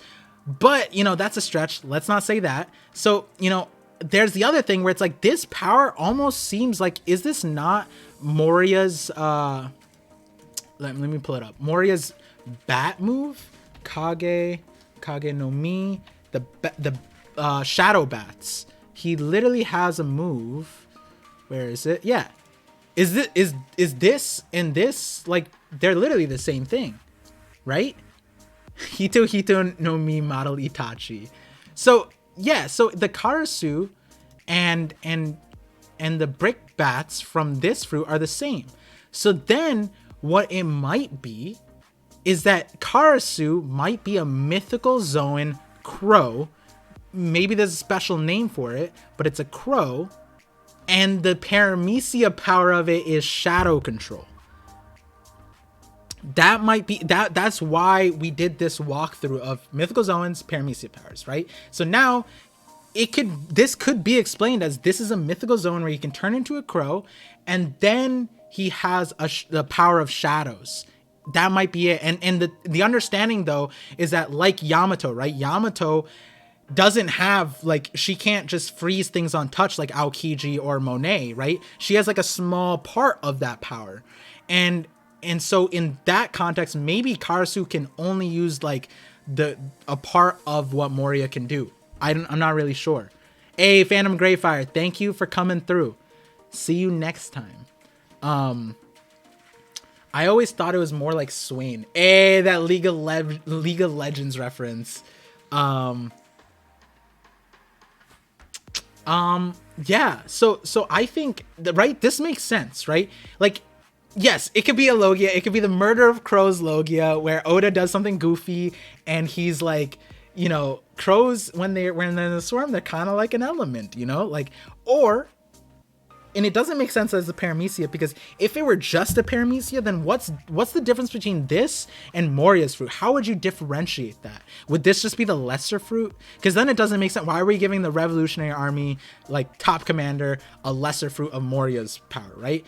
Mythical Zoan, though, makes a lot of sense, because then he could have a Paramecia of shadow power that could easily carry Sabo, right? Like we're seeing on the next page. It just makes a lot of sense. That makes sense to you guys, right? Maybe he has a mythical mother of all crows, so he's birthing these crows in real time. That would be interesting. I would like that. I think this makes sense that he's a mythical Zoan. So I think this is a cool one to look forward to, because there's no world where Karasu doesn't become relevant because, you know, Revolutionary Army. But now let's get to someone funnier, because I'm now convinced that this is on the Hito side. I'm convinced that Morgans, you know, big news Morgans, is a Hito no Mi user. I think, wait, it was said that he has a Hito. All right, scratch that. This part is getting cut. I never looked up Morgans. He has a Tor. All right, I talked to like so many people about this and nobody brought this up. All right, so Swizzle's, I'm gonna, you know, the big brain part, it was just like immediately detracted because he has the albatross fruit. What? When was this said? In Vivre. All right. Anyone want to buy me all the Vivre cards? Because I need to look at the Vivre cards. We're gonna have a little reset. Parvision's a little embarrassed. I had this all lined up for him to just be a bird. He's just a bird. Okay. Why are you guys talking about Morgans? I have no idea. Wait, why is Morgans here? We're not talking about Morgans. You know who we're talking about? We're talking about Lafitte. That's who we're talking about. We're talking about Lafitte. Here it is. I don't know. Why is the chat talking about Morgans? Is this something I missed? So Okay. So Morgan, not Morgans. Oh my god, I just said Morgans. All right. What was the theory part? I want to know. Okay, so the theory, to just get it out, because clearly I can't get off of it. I was thinking that Morgans was a Hito no Mi user. And the reason why was because, and this is goofy, but like, one, he's really smart, right? And it seems like that aside, right? But what's interesting is that how is his empire run by? It's not by pigeons, it's by seagulls. And so I was thinking, like, if you're a Zoan, that doesn't mean you can just talk to animals. Chopper is the only thing where we see where he can talk to any animal, apparently, right? And he ate the Hito no Mi. But he is an animal that can talk to other animals. But like, if you Lucci can't just talk to leopards now, right? Or leopards? Yeah, leopards, right? He can't just talk to leopards, right? He can't just talk to animals. But so other Zoans can't do that either. It's not like that. And so, you know, it's true. Chopper can't talk to fish. Maybe Oda separates them out. That's an interesting point. But so that being said, with Morgan's, his empire's run on birds. To me, it would make sense if he could talk to the birds and say like, hey, you do this, you do that, and like order them around. Nobody else could do that, right? And so I was thinking like he's a bird that ate the Hito no Mi, and then his mythical, like it could be mythical, it doesn't have to be, but it could be some like analytical thing. And that's the way he runs his empire. He could send it out with birds. But again, this is I don't know why are you guys talking about Morgans again? I don't know why we're talking about Morgans, because Lafitte is on the screen. That's who we're talking about. And so Lafitte is another person who probably has a Hito no Mi named Siren, probably Siren, maybe an angel thing, but I'm thinking Siren. And I remember, if you guys remember my Usopp extension video, I mentioned Lafitte because Lafitte and Usopp have very similar, like, there's a lot of parallels between them in like the way they talk, the proclamations that they had, right? Because Lafitte went into Marineford to headquarters in a meeting with the warlords and I think Sengoku and Suru, and he was just like, yo, Blackbeard's gonna become, save a spot, he's gonna become a warlord, he's gonna do all this stuff, and they just like listen to this random dude. Like Lafitte just is like confident Usopp, essentially, like in a lot of ways. But what's really interesting about Lafitte is that he is also has like silence abilities. Like he can sneak in anywhere, he can silence things. Like he wears tap shoes. Keep that in mind. He snuck up on the warlords in tap shoes. He also opened the gates of justice by somehow hypnotizing the people, and then snuck in wearing tap shoes. All of that said, and he has wings apparently, so it's like a siren could make sense. I think Uta has a siren fruit IMO. You know, it could be that. If Uta has a siren fruit, I'm gonna change the Lafitte thing. Lazos, there we go. You said it. So my understanding is that Lafitte has the Hito no Mi siren or something that gives him wings. And siren makes sense to me because it's related to sounds. And then the Paramecia part is Rosinante's com fruit, because he can silence things, and it just makes so much sense. And there's examples where like the man wears tap shoes, like he has to be silencing them, right? Like it just like, and it would be crazy too, because then like we gotta loop around for Law too, because then there's the com fruit, and then Law has the re-room, and then there's also the com fruit out in existence somewhere, right? So Bon Clay and Lafitte opened the gate on 2 separate occasions. Bon Clay opened the one going out, I'm pretty sure, from Impel Down, and Lafitte opened it going into Marineford, if I'm remembering that correctly. Probably Shiki, yes, waiting for the dials to be relevant. Me too. Reminds me more of Django and Miss Golden Week. Yeah, I don't know if you've seen the Devil Seed theory video, but we were just talking about that in the Discord, actually. Devil Seed thing definitely fits a lot. But so that kind of makes sense to you guys, right? That like Lafitte is probably, right? Because like they use this picture, right? Like in Impel Down, he can have wings. And it's interesting here is his arms aren't there. So he has wings, no arms. So it seems more like Marco, like he can transform into a bird, but these seem more like angel wings than a bird wings. I mean, it could be a bird, but then it's like,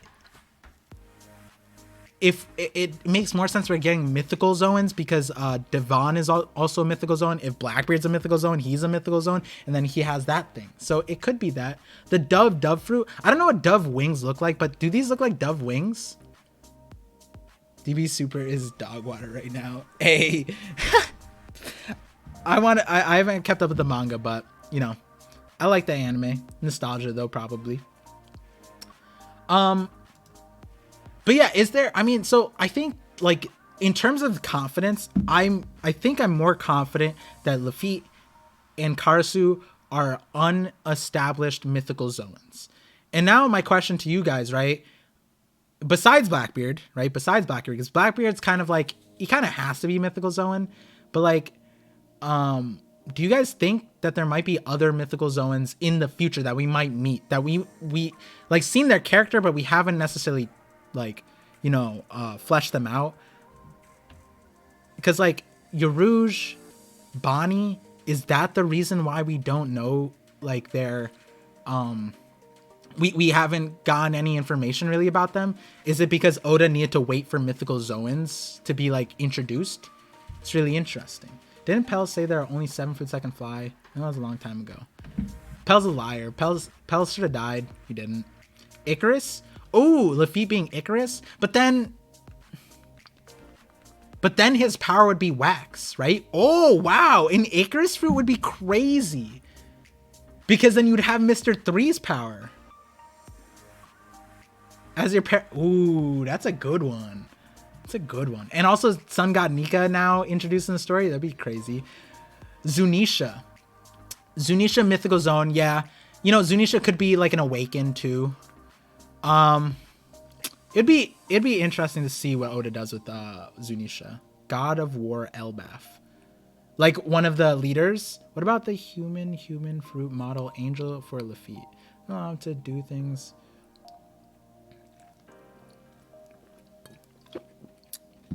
That is a possibility. Now the thing though is like, if Oda were to bring in angels, I guess it would be no different than sirens. Like, how does that happen? Angels sounds more like a race. Sirens do too, though. It's tough. It could be one of these things. He looks like a magician and has a dove fruit.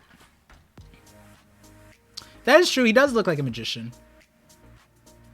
I forget. Oda described him a specific way. Benny's, what time is it? Okay, 9:43. Okay. I don't think that's the Lafitte's fruit big boss. Icarus was just a normal boy. Yeah, that's true. That is true. Icarus was a normal boy. Ooh, what was Icarus's dad's name? Right, against Luffy as a mythical zoan, and Blackbeard will have a Zoan, Logia, and Paramecia. You know, that is, you know, it could be 3 fruits. My Toon Force video argues it could be 2 fruits. It could be 3 fruits. I could see it, to be honest. Definitely not against it. Daedalus.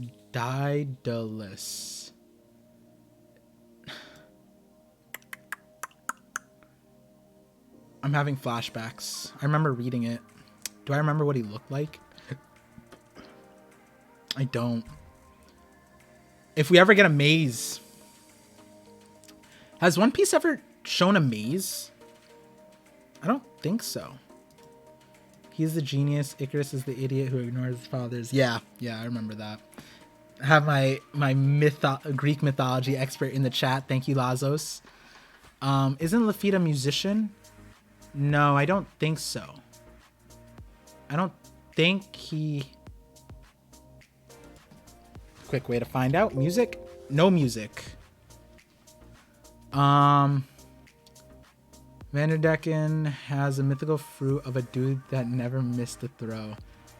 Honestly, like, you know, the logic would be observation Haki. You could tie it to observation Haki. So that's in my observation Haki video, actually, that Vanderdecken's fruit is an example of observation Haki. Peak observation Haki, at least. They haven't had a maze yet. Treasure hunt and letters. That's true. That's true. Plays music with his feet. Happy music. Yeah, the tap tap. Navigator. He just. But he isn't Brook. Cane. Is his cane a sword? I don't think his cane is a sword. I think his cane is actually a cane. Okay. So now we're closing. Not closing off. We're not ending the stream. That's not what's happening here. We talked about, I think, unless you guys have other people like with Mythical Zoans in the future, I can't think of any besides like Karasu, right? Revolutionary Army. Somebody like, you know, Bello Betty, maybe? No, I don't know. But like, what's it called? Sugar. We already seen. There's not many options left because we know Shanks doesn't have any. So then Blackbeard's crew's there. And so then here's a conversation. Here is the conversation. Okay.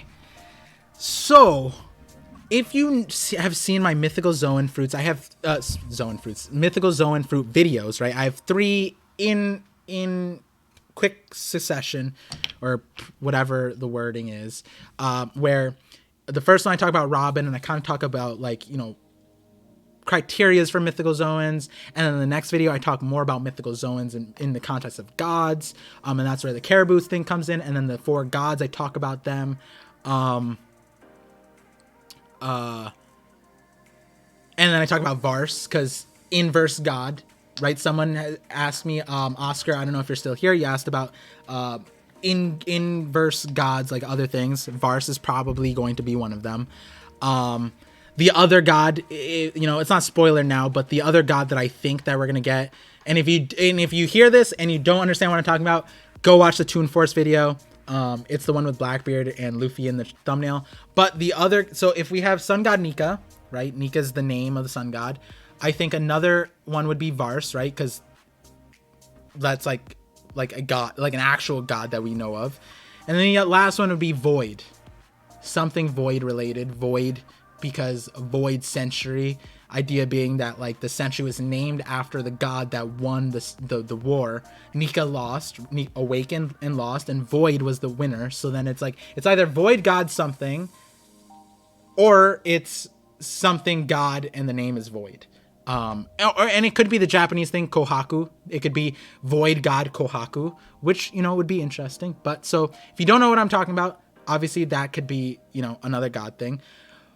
But when we're talking about Mythical Zoans, the last video in that, you know, 3 was the Guardian Spirit Awakenings.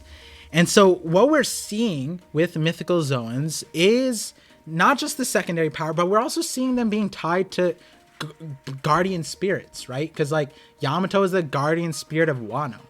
And it's like, it almost makes it feel like all of the fruits might be guardian spirits. Like, because if you were to have a guardian spirit, wouldn't you have a Mythical Zoan to be your spirit? I mean, Alabasta seemed to be like either they got the thrift shop version of Zoans as their guardian spirit in Pell, because Pell is the falcon, which is the guardian spirit. And in the video, I was arguing that maybe Pell comes back as he recognized that he's a Mythical Zoan as well, because he survived the explosion. Whether that was supposed to happen or not, he survived it. And so how does he survive explosion? Maybe his Paramecia power relates to fire. Maybe it relates to explosions. We don't know.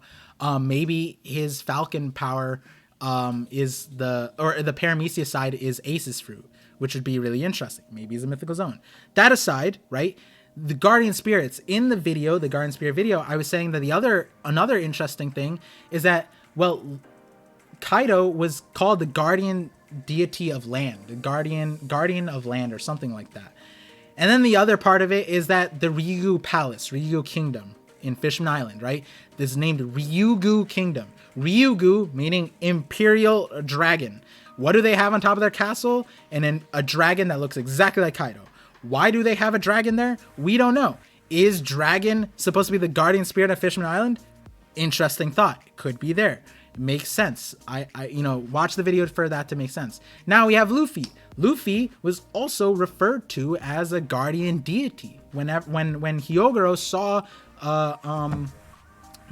saw Luffy, he was like, he looks like the guardian deity. That's really interesting.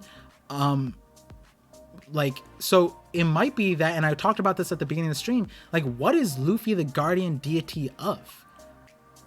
Like, it doesn't make sense to continuously call him that and then not say that he's a guardian deity of something. So I think that we might find out that he's a guardian deity of something. He might be the guardian deity of people. We don't know. Maybe he's the guardian deity of the red line, of the earth. We are not sure. Of the ocean. He could be of the ocean. That's why he wants to be the king of the stream. King of the pirates. King of the stream. I saw Laza say like the stream and I said king of the stream. Couldn't Void Century mean the same as our Dark Ages? It could be. Coco, I have my Void Century video coming up, so it'll be really, Coco, I'm not sure if you saw the Toon Force video, but the translation of Kohaku, very interesting for that line of thinking. Is there a connection between Shake and Bake? Welcome to the stream. Is there a connection between Blackbeard's fruit and the Void Century? Yes.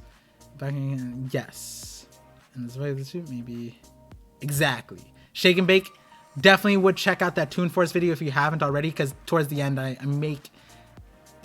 allude to it, and I'm going to talk about it more in the future video. Hiyoro mentioned Luffy looked like a Wisdom King, a Mio. Right. And so, okay, a Wisdom King, that... Was there 2 times? I feel like there was 2 times. He said he looked like a guardian spirit, and then was it on Onigashima he said the Mio thing? Or is that when he said the sun, like the fire god, the god of fire thing? The only Gear 4, which I think is trying deities... That's true. What if Blackbeard has the mythical fruit from Moon Knight? That, Caboose? A lot of people have been wanting this. Because Oda did connect Blackbeard to hippos. This is true.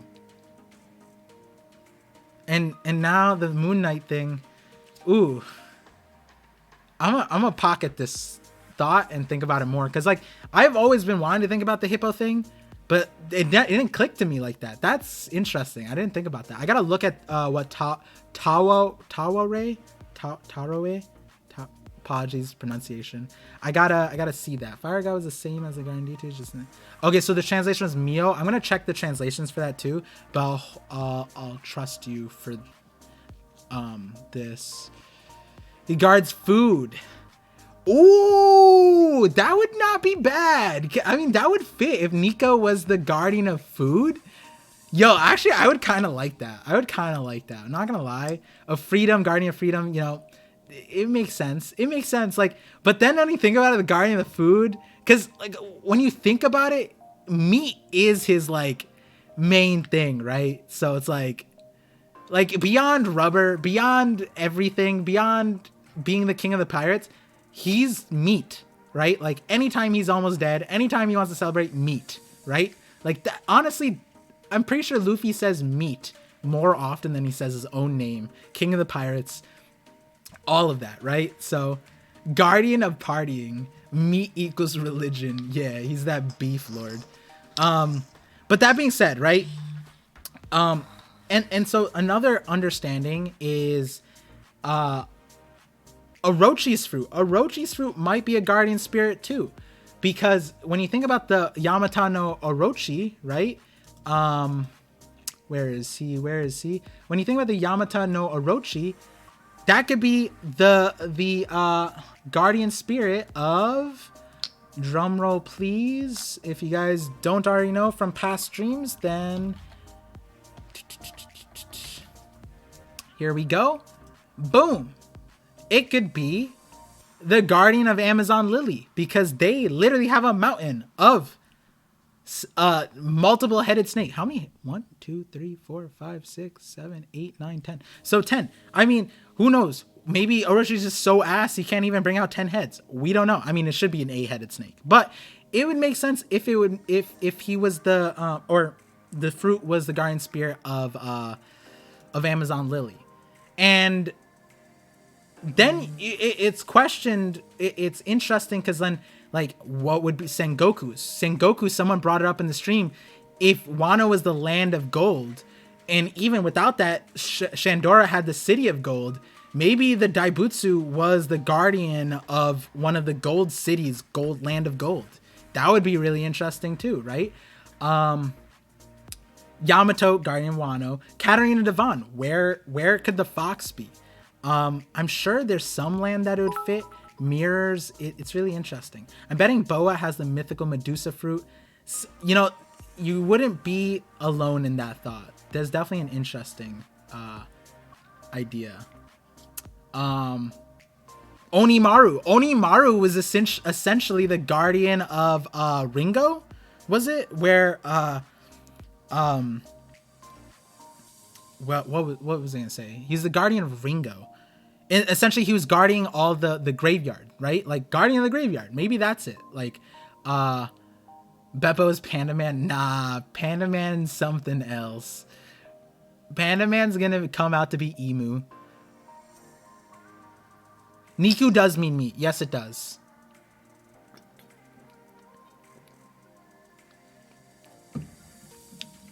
In the myth, Orochi dies because he's drunk. So it's weird Orochi wasn't drunk when...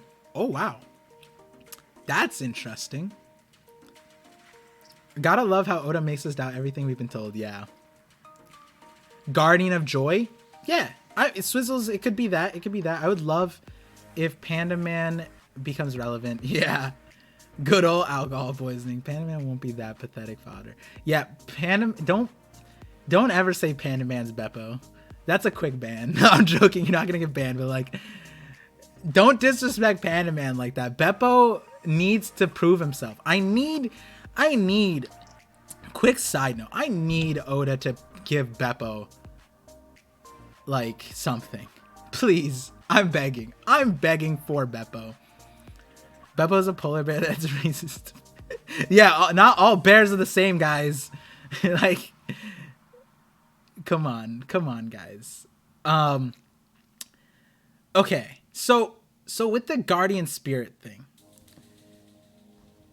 another interesting thing about it, and this is where we start looping back, a really interesting line in Odin's flashback was that when Odin became like competent and he had his retainers, right? The retainers went to Yasue, and he essentially coached them to be a person, like proper retainers, like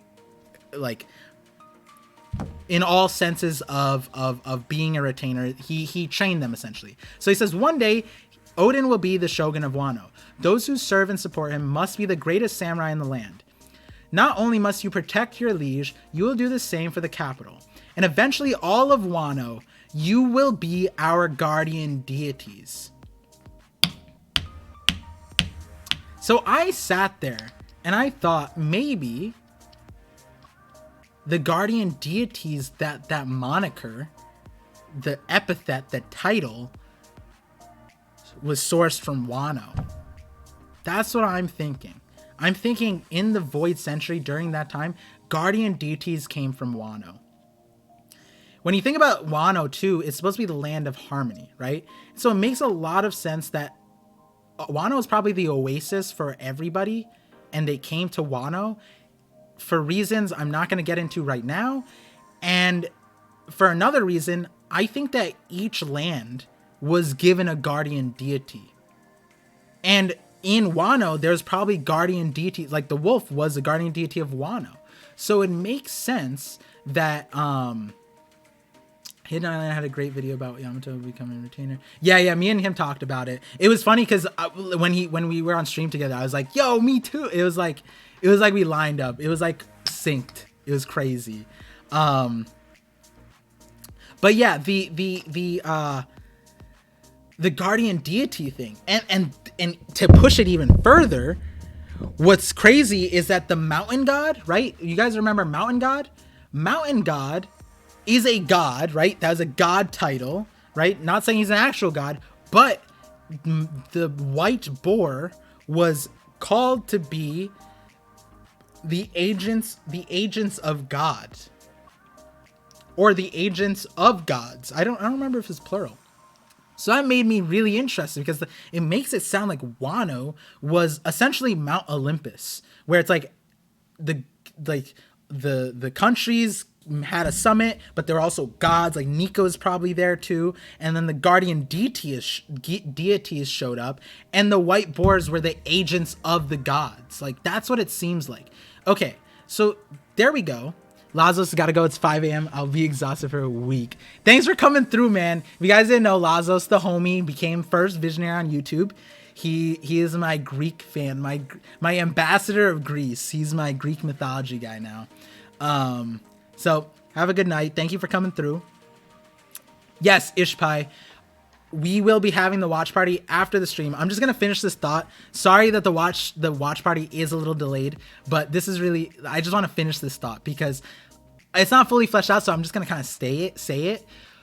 But I don't know how many of you guys are on my Twitter, but I've been on this whole track, right? Even with the last episode of Voice of All Things with like Wano's timeline, seeing how Wano can relate to the rest of the world, right? So I've been looking at seeing where else there's like Wano influence, because if we're saying Wano like was so heavily tied to the world back in the Void Century, right? Because like in my Impel Down, in the hidden poneglyph video, I was basically saying that the Kozuki built Impel Down, and that's why there's a poneglyph in level 3. Now, the interesting thing was that Marineford is also heavily Wano related, right? For one thing, the castle is Japanese. It looks like Odin's castle in a lot of ways. It's more modern looking, but Odin's castle has the same like box setup, and I think the other Yasue's castle also has the same setup, and then it has the Japanese style castle, right? And if that weren't enough, then the island is crescent moon shaped. Like, is this not like for Wano? Like, did they not make this thing? And so now the other part of it was that I was realizing, oh, that was a leak. Wait, hold on. The other part of it, let me see if I pull up the tweet actually. This isn't too heavy, but what's really interesting, this is what got me to the idea, is Akainu, Kizaru, Aokiji, Fujitora, Ryokugyu, those are all names that were given to very powerful people. Sakazuki is Akainu's real name. Borsalino is Kizaru's real name. Kuzan is Aokiji's real name, right?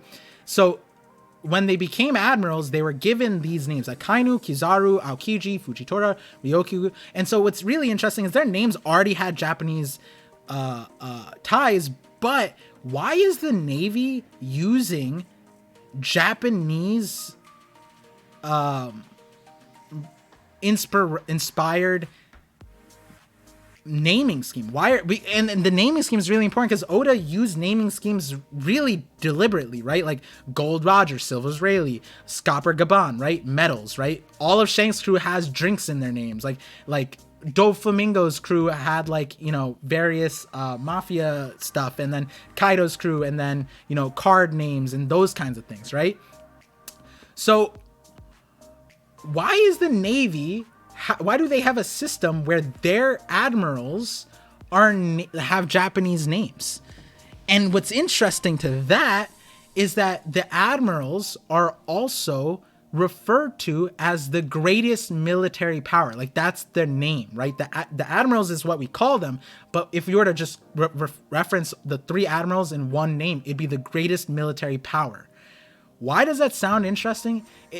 It's interesting because so far they've all been Logias, except for, you know, Fujitora now, but they've been Logias, right? I'm holding on to the Logias part for a second because, like, the naming scheme, and then that is really interesting, right? The admirals are Logias, right? Now, what would the greatest military powers be countering? Maybe they were put into place, the greatest military powers put into place to counter the ancient weapons, right? And when you think about the ancient weapons, the only one we go off of right now is Shirahoshi. Isn't Shirahoshi's power essentially a Paramecia power? Like if her power was a fruit, besides it being a mythical zone, right? Because it could easily be mythical zone model Poseidon, but like the Poseidon part would be transforming you, the Paramecia part would be the controlling Sea Kings. Wouldn't that be a Paramecia power? And so maybe the rest of the ancient weapons powers are related to Paramecias. So then ancient weapons have Paramecias. We don't know what the Logias or the greatest military powers was in the Void Century, but it sounds like it existed back then. Maybe they were Logias. Now we get back to this last part because we already have a naming scheme for the Mythical Zoans, the Guardian Spirits. So and the Guardian Spirits all are Zoans. So then I was thinking like, wait, are these just the titles of like the peak of each faction of like the fruit classifications? And I was thinking about it, I was like, wait, that could make sense actually. And then like if you were a god, right, sun god Nika, maybe that's where you cross over and you have multiple powers, because like Luffy kind of has like powers of all three. Maybe that's what makes you a god. I'm just spitting that out right now, but then I was thinking like, damn, that's kind of interesting that it's like it was split up that way. Now we have Fujitora and we don't know about Ryokyu, whatever that is, but yeah, it's really interesting that now it's like not only because the Logias, right, the greatest military powers, they're named, has a naming scheme, has a Japanese system. Is that not from Wano? And then we also have what's it called, Guardian Spirits, Ancient Weapons. Ancient Weapons is Greek, right? They have the Greek ties, but it's not like Ancient Weapons don't have a tie to Wano. They definitely do. They definitely have a tie to Wano. And now Guardian Spirits, we're finding about the Mythical Zoans all on Wano, and then Wano has a Guardian Spirit, so that's really interesting. And now this loops back to something else. Two things. This kind of splits off, and this is the last part that I want to talk about before we swap over to the watch party. So now, this is what I wanted to talk about. Hiyogero. Isn't it crazy? Here, let me pull up a picture. Let me pull up a picture of this man. What is this ability? Like, this is what Hiyogero looks like, right? This is him. And this is him back in the day, right? But like, when he's like, so he has this hair and it can just like do this, right? It's almost like Super Saiyan 3. It just grows. But what's really interesting is like when you look at the panels, right? This is flaming hair of holy rage. Does that not remind you of Gear 5 Luffy? Does this not, like the way his hair is here? It's kind of like Gear 5 Luffy. And that's where Zoltan Prince, the drip, thank you, the Professor Parvision get up. But sorry, hold on, let me read some of the things on the last note that I was talking about. Anime intro where Chopper held everyone, he had all the powers. Yes, I talk about that in my extension video for Chopper. Oh, that's on my TikTok only. It's not on YouTube. Yo, VR Peaceful. Yo, what's up, fam?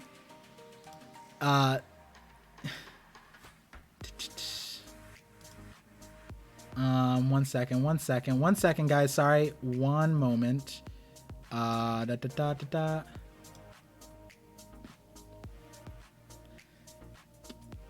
that old guy does look like Gear 5 mixed with Gear 4. Yeah, doesn't he? It does, right? Okay, so one moment. Not technical difficulties, but here we go.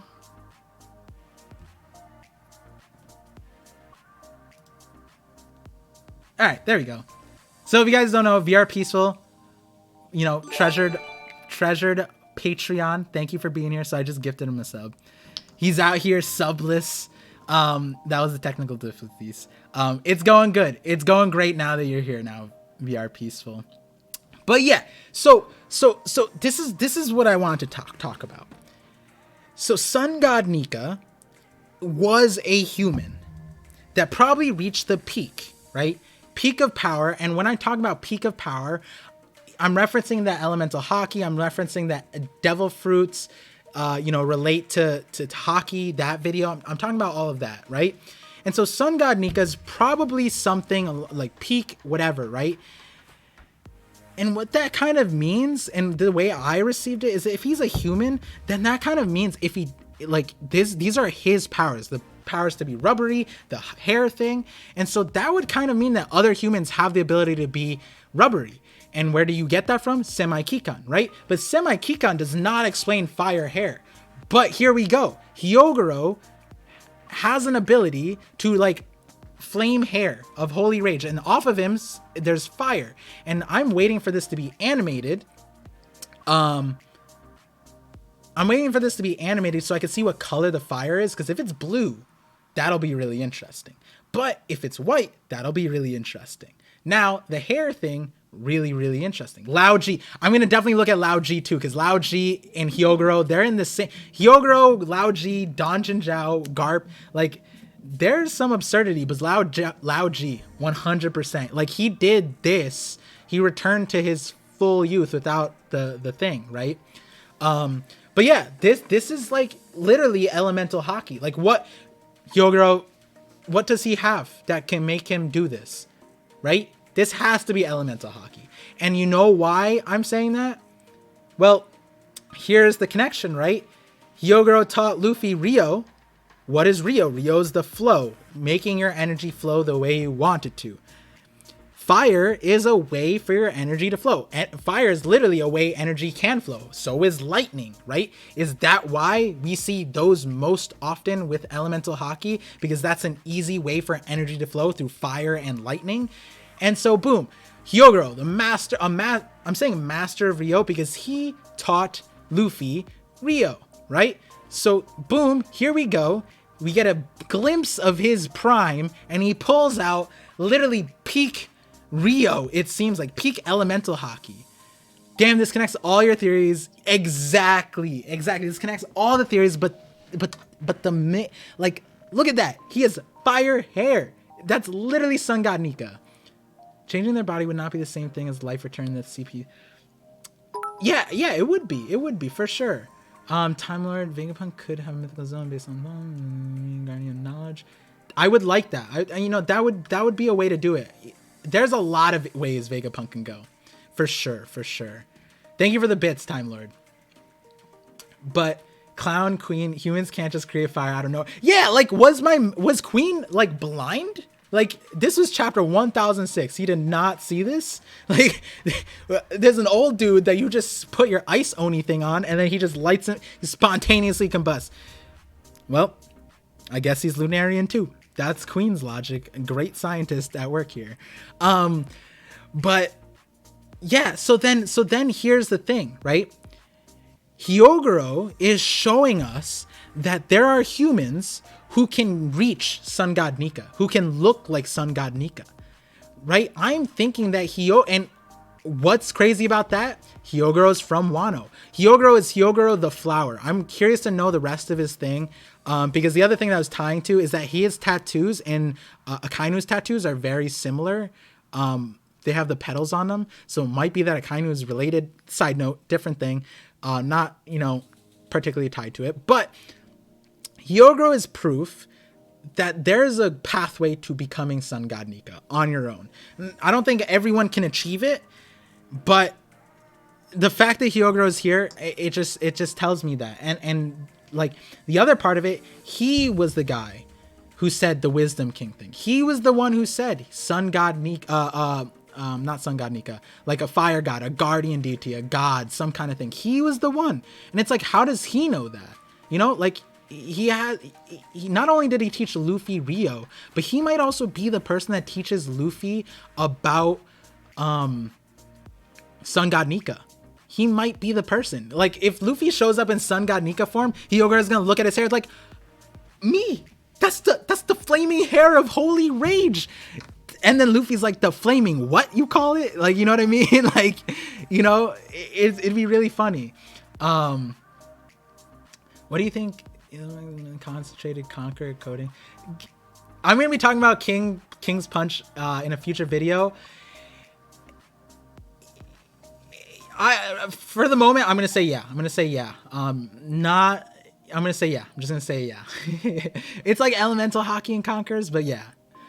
Did he get the nickname because of the tattoo, or did he get the nickname because of the tattoo because of the nickname? Chicken or the egg? Oda always be doing that with me. I don't know. Hiyogero tattoo is one of many Yakuza things, typical Yakuza stuff.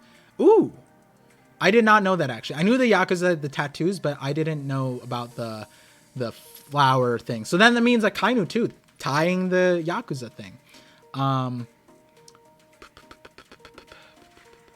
He was the one who Luffy referenced in the last chapter. Yes, exactly. That's the panel that I got here. Gramps taught me how to attack without making contact. I'm going to knock you down to the bottom of hell, right? So it just feels like Hiyogero is showing us a pathway to Nika, and he might be the one who... Because here's another thing, right?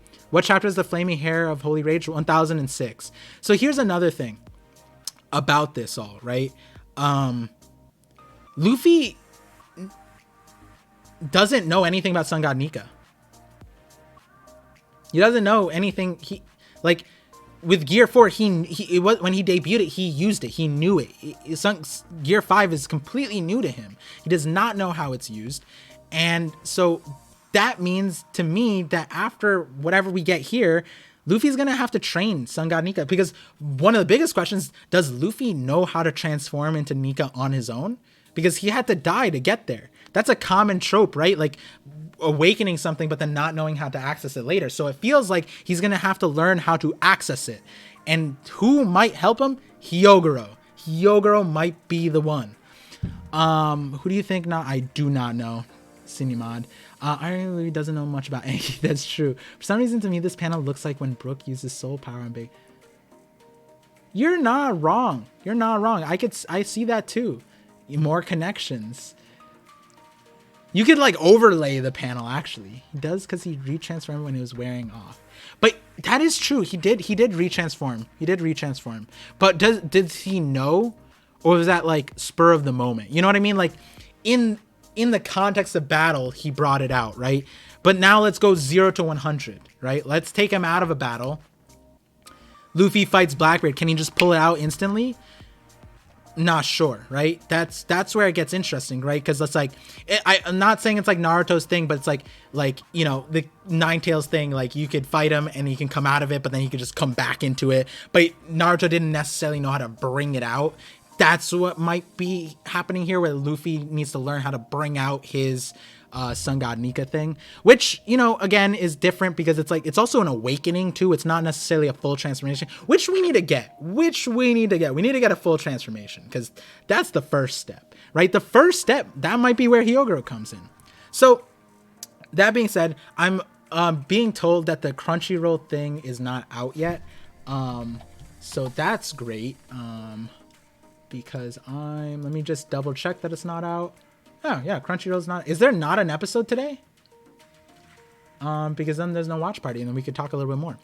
But so this is where I want to connect things, right? From this conversation, you can kind of grasp in many ways that Wano is central to everything. It just feels like it, because it's like the furthest thing that we talked about with the ancient weapons that are named from, like, have Greek roots, right? But on the poneglyphs, they're talked about in detail, right? It like the ancient weapons are definitely tied to Wano too. The admirals, right? That sounds weird too, but like their naming scheme is Japanese, and Japanese stuff relates to Wano too. Yo, Ked Knight. So is Sun God Nika a different personality that Luffy isn't really aware of? He somehow woke up from death and knew what it was. Right now, we are not sure if it is a different entity. The only thing that I would say that it's like a different, we know it's a different willpower, but like, is this Luffy not our Luffy? The only thing I would say is the ringed eyes, but I would say that it's still Luffy. I would say, like in my recent video, I was saying that the awakenings, there's 3 different versions so far. Not versions, but Luffy is like a fresh awakening who doesn't know anything about it. And then there's the impaled down awakenings. And then there's a true awakening, which would be more similar to Luffy, but Luffy doesn't know what his awakening is, right? So in the grand scheme of things, we don't know what awakenings are either still. Like Kaido told us, but yeah, until he shows us, I wouldn't say we know what awakenings are. What do you think Hakuba Cavendish alter egos and Mythical Zoan 2? So that goes to, you know, that ties into the double eye theory, where it's like the people with the double eyes, the double layered eyes, they are probably possessed, have some kind of possession thing. Hakuba is the best example, but the Sulong is my second best example because Mihawk doesn't show any signs of being possessed, but the Sulong do. The Sulong, when they go into, well, the minks, when they go into Sulong, they get inhabited by the pharaoh ancient memories or whatever, and then they gained ringed eyes, right? And so then the question then becomes, how do they get possessed? And then that's where now we circle back to the Toon Force shadows theory, where they might have shadows of other people within them. That could be easily how that's explained. And then devil fruits in their own right could just be shadow related too. I'm not saying that they are, but that could explain why a Zoan awakening would lead you to the ringed eye stuff. Mihawk. Cavendish has been like that since he was little. Yeah, the shower before it comes out. The watch party, lols monkey. Yeah, I think you can. I'll remember. You're on the Twitch side, so you know, go take a quick shower. Hopefully, the episode should be out today, right? Let me check my Straw Hat sources real quick.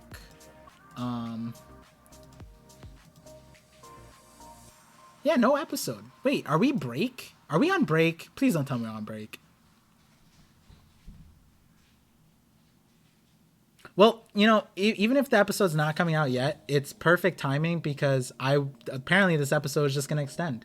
It's leaked on YouTube. I'm just waiting. Okay, perfect. So we're getting an episode, so we're going to have a watch party. Cool. Got it. Okay. So going back to the whole thing, right? It definitely seems like from the Guardian Spirits to the Admirals, the greatest military power, Marineford being Japanese. Hey, Emmanuel Blue, thanks for the sub, bro. Glad you're enjoying the stream. Hopefully that's what I mean. Hopefully you're not subbing and like, fuck this guy. I hate what, like, I'm just gonna sub to him out of spite. No, I hope you're enjoying the stream. Weekly stream now.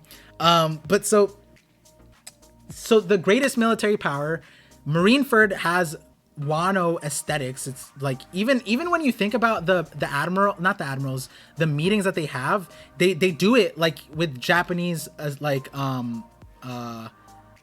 styles, you know, like in the hallways, everything is Japanese. So it's like in One Piece verse that's tied to Wano. And then Impel Down, the theory that Impel Down was built by Kozuki because the poneglyph is there. And it's made out of sea stone, so it just makes sense that Kozuki was there. And then the ancient weapons tying back. And then we have Yamato and the agents of God, the boars. And then the Wano's context that we're seeing right now. Wano's very pivotal, right? So now something that I was really interested by was the Void Century families, right? Because Hiyogero, we don't know his lineage. We don't know what family he's from, if he's from a family. But he's, of all the people of like Odin's timeline, who's closest to Sun God Nika, it seems like he was. More than Odin was, at least. Because like look at this. Like, and I wish he fought with Odin. Like, that would have been sick. But we didn't get that. He didn't get that. He didn't do it. Whatever. Now, the interesting thing is, we know the Kozuki was with the Ancient Kingdom, right? The Ancient Kingdom was against the world government. So then why is it that Marineford has, like, the style of Wano? Why does Impel Down have a poneglyph in it? And there could be an explanation where maybe Wano was spread out, or the people of Wano, they were spread out, and they, you know, built, they were the world power, and they built all these things, and then the world government simply took over. You're connected to Wano. You're connected to Wano. We're all connected to Wano on this blessed day. Yeah, that's so that's exactly what's happening here. So the thing about it, right? We know the Kozuki was against the world government, and of the families, like, you know, we have the Uzuki, the Fugetsu. I'm probably butchering that name. We have the Kurozumi, but that's not moon related. We have the Kozuki, the Shimotsuki, and then we have the Amatsuki, right? The only ones that we know of from the Void Century is the Kozuki, right? Because they allied. We don't know about the Shimotsuki. We don't know about them. We don't know if Ryuma is from that timeline either. We spent a significant amount of time on the last episode trying to figure out when Ryuma's time period was. But that being said, the other family that we know of is the Amatsuki. And I had this crazy thought that this is why we're extending out the thing, is Amatsuki, the Kozuki have descendants in Wano. Current day, there's descendants. All the other families have descendants. The Amatsuki is the only family clan that doesn't have any descendants.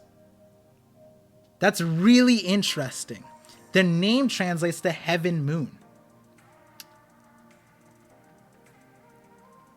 And so then I was thinking about this. So let's back up a little bit. The Kozuki developed a glyph that only their family could read to share the history of the world so that it wouldn't be lost. We know the Amatsuki were there, and they're on Wano. So then what would be the reason that you would make a glyph specific to your clan and not Wano, right? Like it's really interesting. That seems like there's a disparity in the clans, because why would the Kozuki make something that, from our understanding, the Amatsuki wouldn't be able to read, right? That's a way to understand that, right? Because it's like, why isn't the glyph more understood to Wano? It could still be a lost text that's specific to Wano, that the Shimotsuki, all the clans kind of know and is passed down and taught, but it's only through the Kozuki. And we know the Amatsuki were there. So why weren't the Amatsuki involved? If we know that they were there, Toki's from that timeline. So Amatsuki's from Wano, contemporary with Kozuki, but for some reason they're not involved with the glyphs. That's really weird. And we don't know if Toki could read the glyphs. And I kind of want to go back and see if there's anything where we could find where Toki could read the glyphs. If she could read that, it would debunk this. But so now my understanding is we might not see Amatsuki in Wano, because Amatsuki might have been the royal family that left Wano and joined the Celestial Dragons. That might have been what happened. And so you're like, yo, that's crazy. And then I was thinking about it. Amatsuki being where the Celestial Dragons were makes a lot of sense, because Toki was not on Wano. Besides that, she didn't even know where Wano was. She was trying to get to Wano, right? What if Toki was trying to get to Wano from some like Celestial Dragon spot? What if it was the red line? What if it was marine? What, we don't know. But like, it makes a lot of sense to me if the Amatsuki became celestial dragons. They left Wano to join the what's it called? The Celestials in the what's it called? The land of gods. Plus Toki looks different than anyone else with their hair color. And we don't know. And so and this understanding is like the two things. The poneglyphs are only Kozuki glyphs, but the Amatsuki were there at that time. Second thing, Toki was not on Wano. She didn't even know about Wano, yet she had the clothing. So it's like, why did that happen? And we know families left, like Nefertari, right, from the Alabasta. They chose to stay. Amatsuki was probably the ones that left. And now the other part is it's really interesting because Toki's name is literally her proposed devil fruit, right?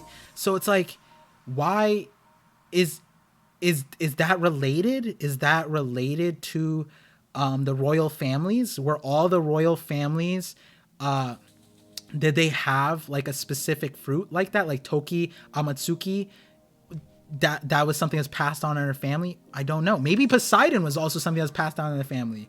It's really interesting when you think about it because, and so now you guys can understand why the stream started the way it did, where I was saying like, I almost derailed the entire stream content that I was going to do with the Mythical Zoans to get here, but you can see how we got here.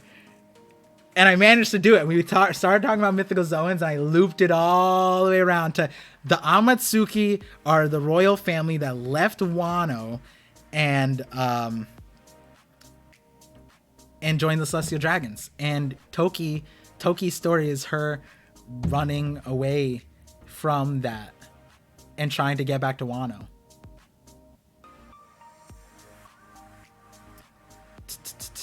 Didn't Hiyori lose memory somewhat? Hiyori? I don't know if Hiyori lost memory. Marriage, what about marriage? Toki said she always wanted to go to Wano one day, like she never been there. Yup. That's a positive. Wano may have been open back in the Void Century. Yes, I think Wano was open in the Void Century. Kozuki was the one who closed it. Why would the Kozuki close it? And the thing is, like, Amatsuki, it's like it's so interesting because they're the heaven moon and Kozuki's the light moon. And I said this in my last video, light moon, doesn't light moon just mean sun? Like, that's super weird. And the other part of it is the Kozuki symbol has a bird in it, and we still don't know what that bird is. Toki said she was running from her past. Exactly.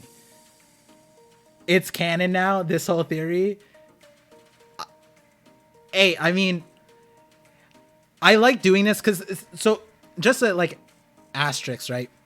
A lot of times what happens is I get a thought and I never end up making a video for it. There's so many videos that are backlogged and I just don't have the time, and I want to, and I like want to be able to prioritize it. Thanks to Jakers and, you know, all you guys who subbed and supported. Definitely helps prioritize this more. But that being said, the like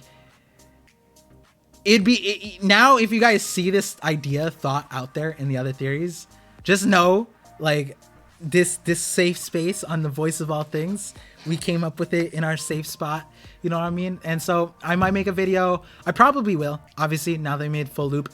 This, and again, as I mentioned in the very first 10 minutes, that the things I want to talk about would probably break up into 3 different videos. And I have the Mythical Zoans, the greater part about the Admirals, Guardian Spirit, Ancient Weapons, and now the Kozuki, Amatsuki Civil War that probably existed. Or it doesn't even have to be a civil war, but it has to be like a split. That's what I think. Which makes Momo even crazier, right? Because Kozuki, Amatsuki, boom, we have like the Civil War child. I don't know if that's derogatory. I don't know if that reference is anything bad. Toki could be a parallel to Sabo, who despised the way of her family. Yeah, exactly. So that would explain why Toki wore the clothes, but you never wanted to Wano. Look at Zoro. Yeah, Zoro didn't have the clothes, right? But he was at Shimotsuki Village. World government ships at Wano, full out war again like Marineford. It's possible. Zoan, a lot of mythical zones in Wano heavily collected. Well, the royals. I just had a thought. So okay. So now cutting back. cutting back to one thing. That one Gorosei member, that guy might be what's it called? Amatsuki. He might be Amatsuki. Just saying. Just throwing it out there. If I make the video, when I make the video, that'll be there. So now I have like 20 videos in queue because I just spawned 3 more in the last 2 days. I need help. I need help. I mean, that's what the stream's for, to get these thoughts out. There's also the connection of a certain people having laughs and mashed their fruit, like Whitebeard, Gura Gura, yep, Perona, yep, exactly. So like, we need Vega, we need somebody, like, that's the whole reason why I started my channel. Like, I don't know if you guys saw, I put it on TikTok, I think, but the reason why I started my channel was because Oda said a long time ago that the professor that would explain the intricacies and complexities of devil fruits would appear soon, and that was like 2016 or something. And then so I started seeing people post like theories, and I was like, you know what, I'll just do it. And the main thing is, that's why I chose, so you guys might have seen in my Toon Force video, my first video was supposed to be Sun Moon lore, and I pocketed that because, or I shelved it, honestly, because it still hasn't been out. I put it away because I thought it would be better to do the elemental Haki theory. And the reason why I had to do that is because I want to be the person that kind of figures out the devil fruits before that professor comes out. That's kind of the challenge. I might not be all right, like, but I think we're getting close to it. I'm honestly ready for anything that happened 10-15, like legit anything could happen. Yeah, 100%. Momo's mixed blood would allow him to awaken the fish root. Possibly. Bro, I'm back and it's still not out. Damn, you had a full shower and apologies. I don't control it. Crunchyroll does. The Gandhi look like, yes, the Gandhi look like. That guy might be Amatsuki. It would make, at least to me, it would make sense if he has Wano ties. And now that I think that the people from Wano that left to become Celestials is Amatsuki, then that guy has to be Amatsuki. You already, like that's a contingency on this. The moment we get that dude's name, if his name is Amatsuki something, boom, come back here, watch the VOD, shout me out. Parvision, you know, was here, spin out facts, the heat, you know what I'm saying? What do you think of Islands theories?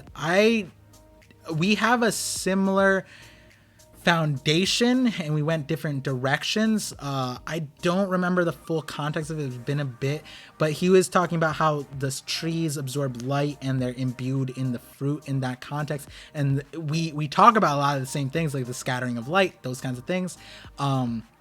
So I think, like, you know, Hidden Island, great mind. It's probably somewhere in between, to be fair. I think he liked my theory. I liked his theories. I mean, I don't think anyone can become 100% accurate, but you can pretty exactly. Kozuki clan closed off Wano in response to a threat of Amatsuki joining the Celestial Dragon to create the world government. That, or, you know, it could be a lot of things. It could simply be this. It could simply be that Amatsuki left and Wano closed it so that Amatsuki could never return. You know what I mean? It could be that. Once you leave, you don't come back. I had a theory that Treble, Struss, and Higurashi and CP0 agent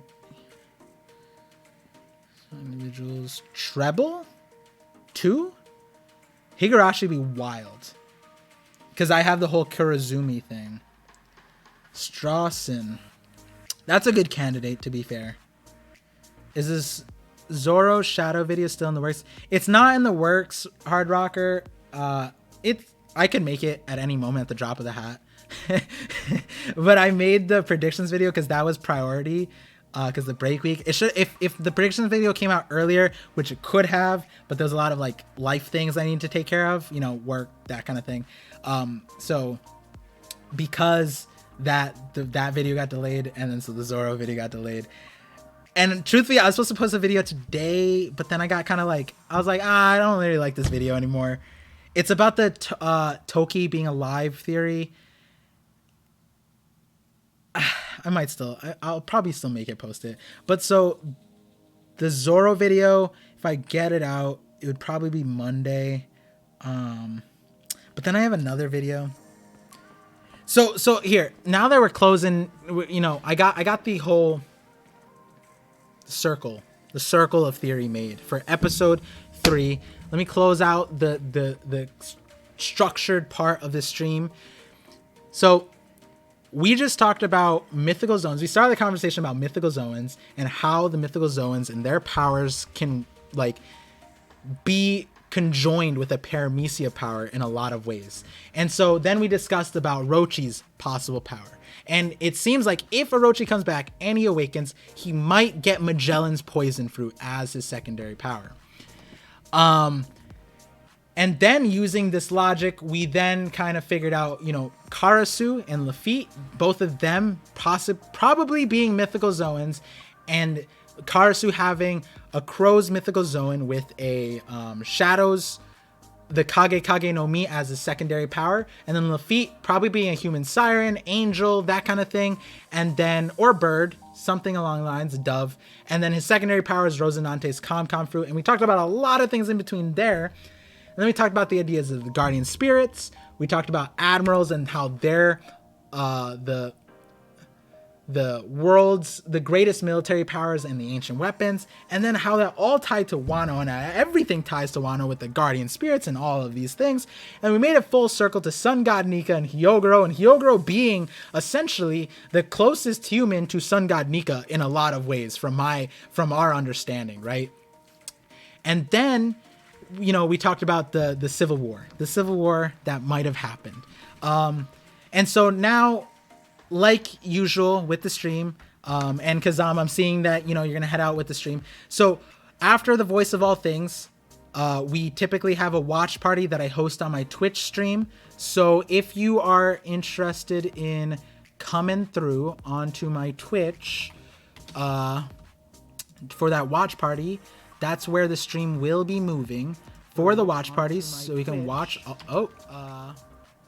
For that okay, wait, hold on. That's where the stream will be moving. Why am I repeating? Hello? So we can watch. Oh, there we go. My bad. It just happened because I pulled up this stream to give you the link. But yeah, so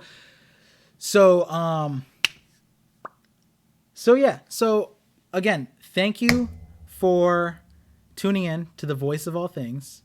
This was episode 3, talking about Mythical Zoan fruits. The stream will be uploaded on my VODs channel, not on my main channel. So it won't be there right after the stream's there. It's going to be on my VODs channel. And then the other thing is, just remember, the Voice of All Things is that the Voice of All Things? Yes, the Voice of All Things is the name of the stream, right?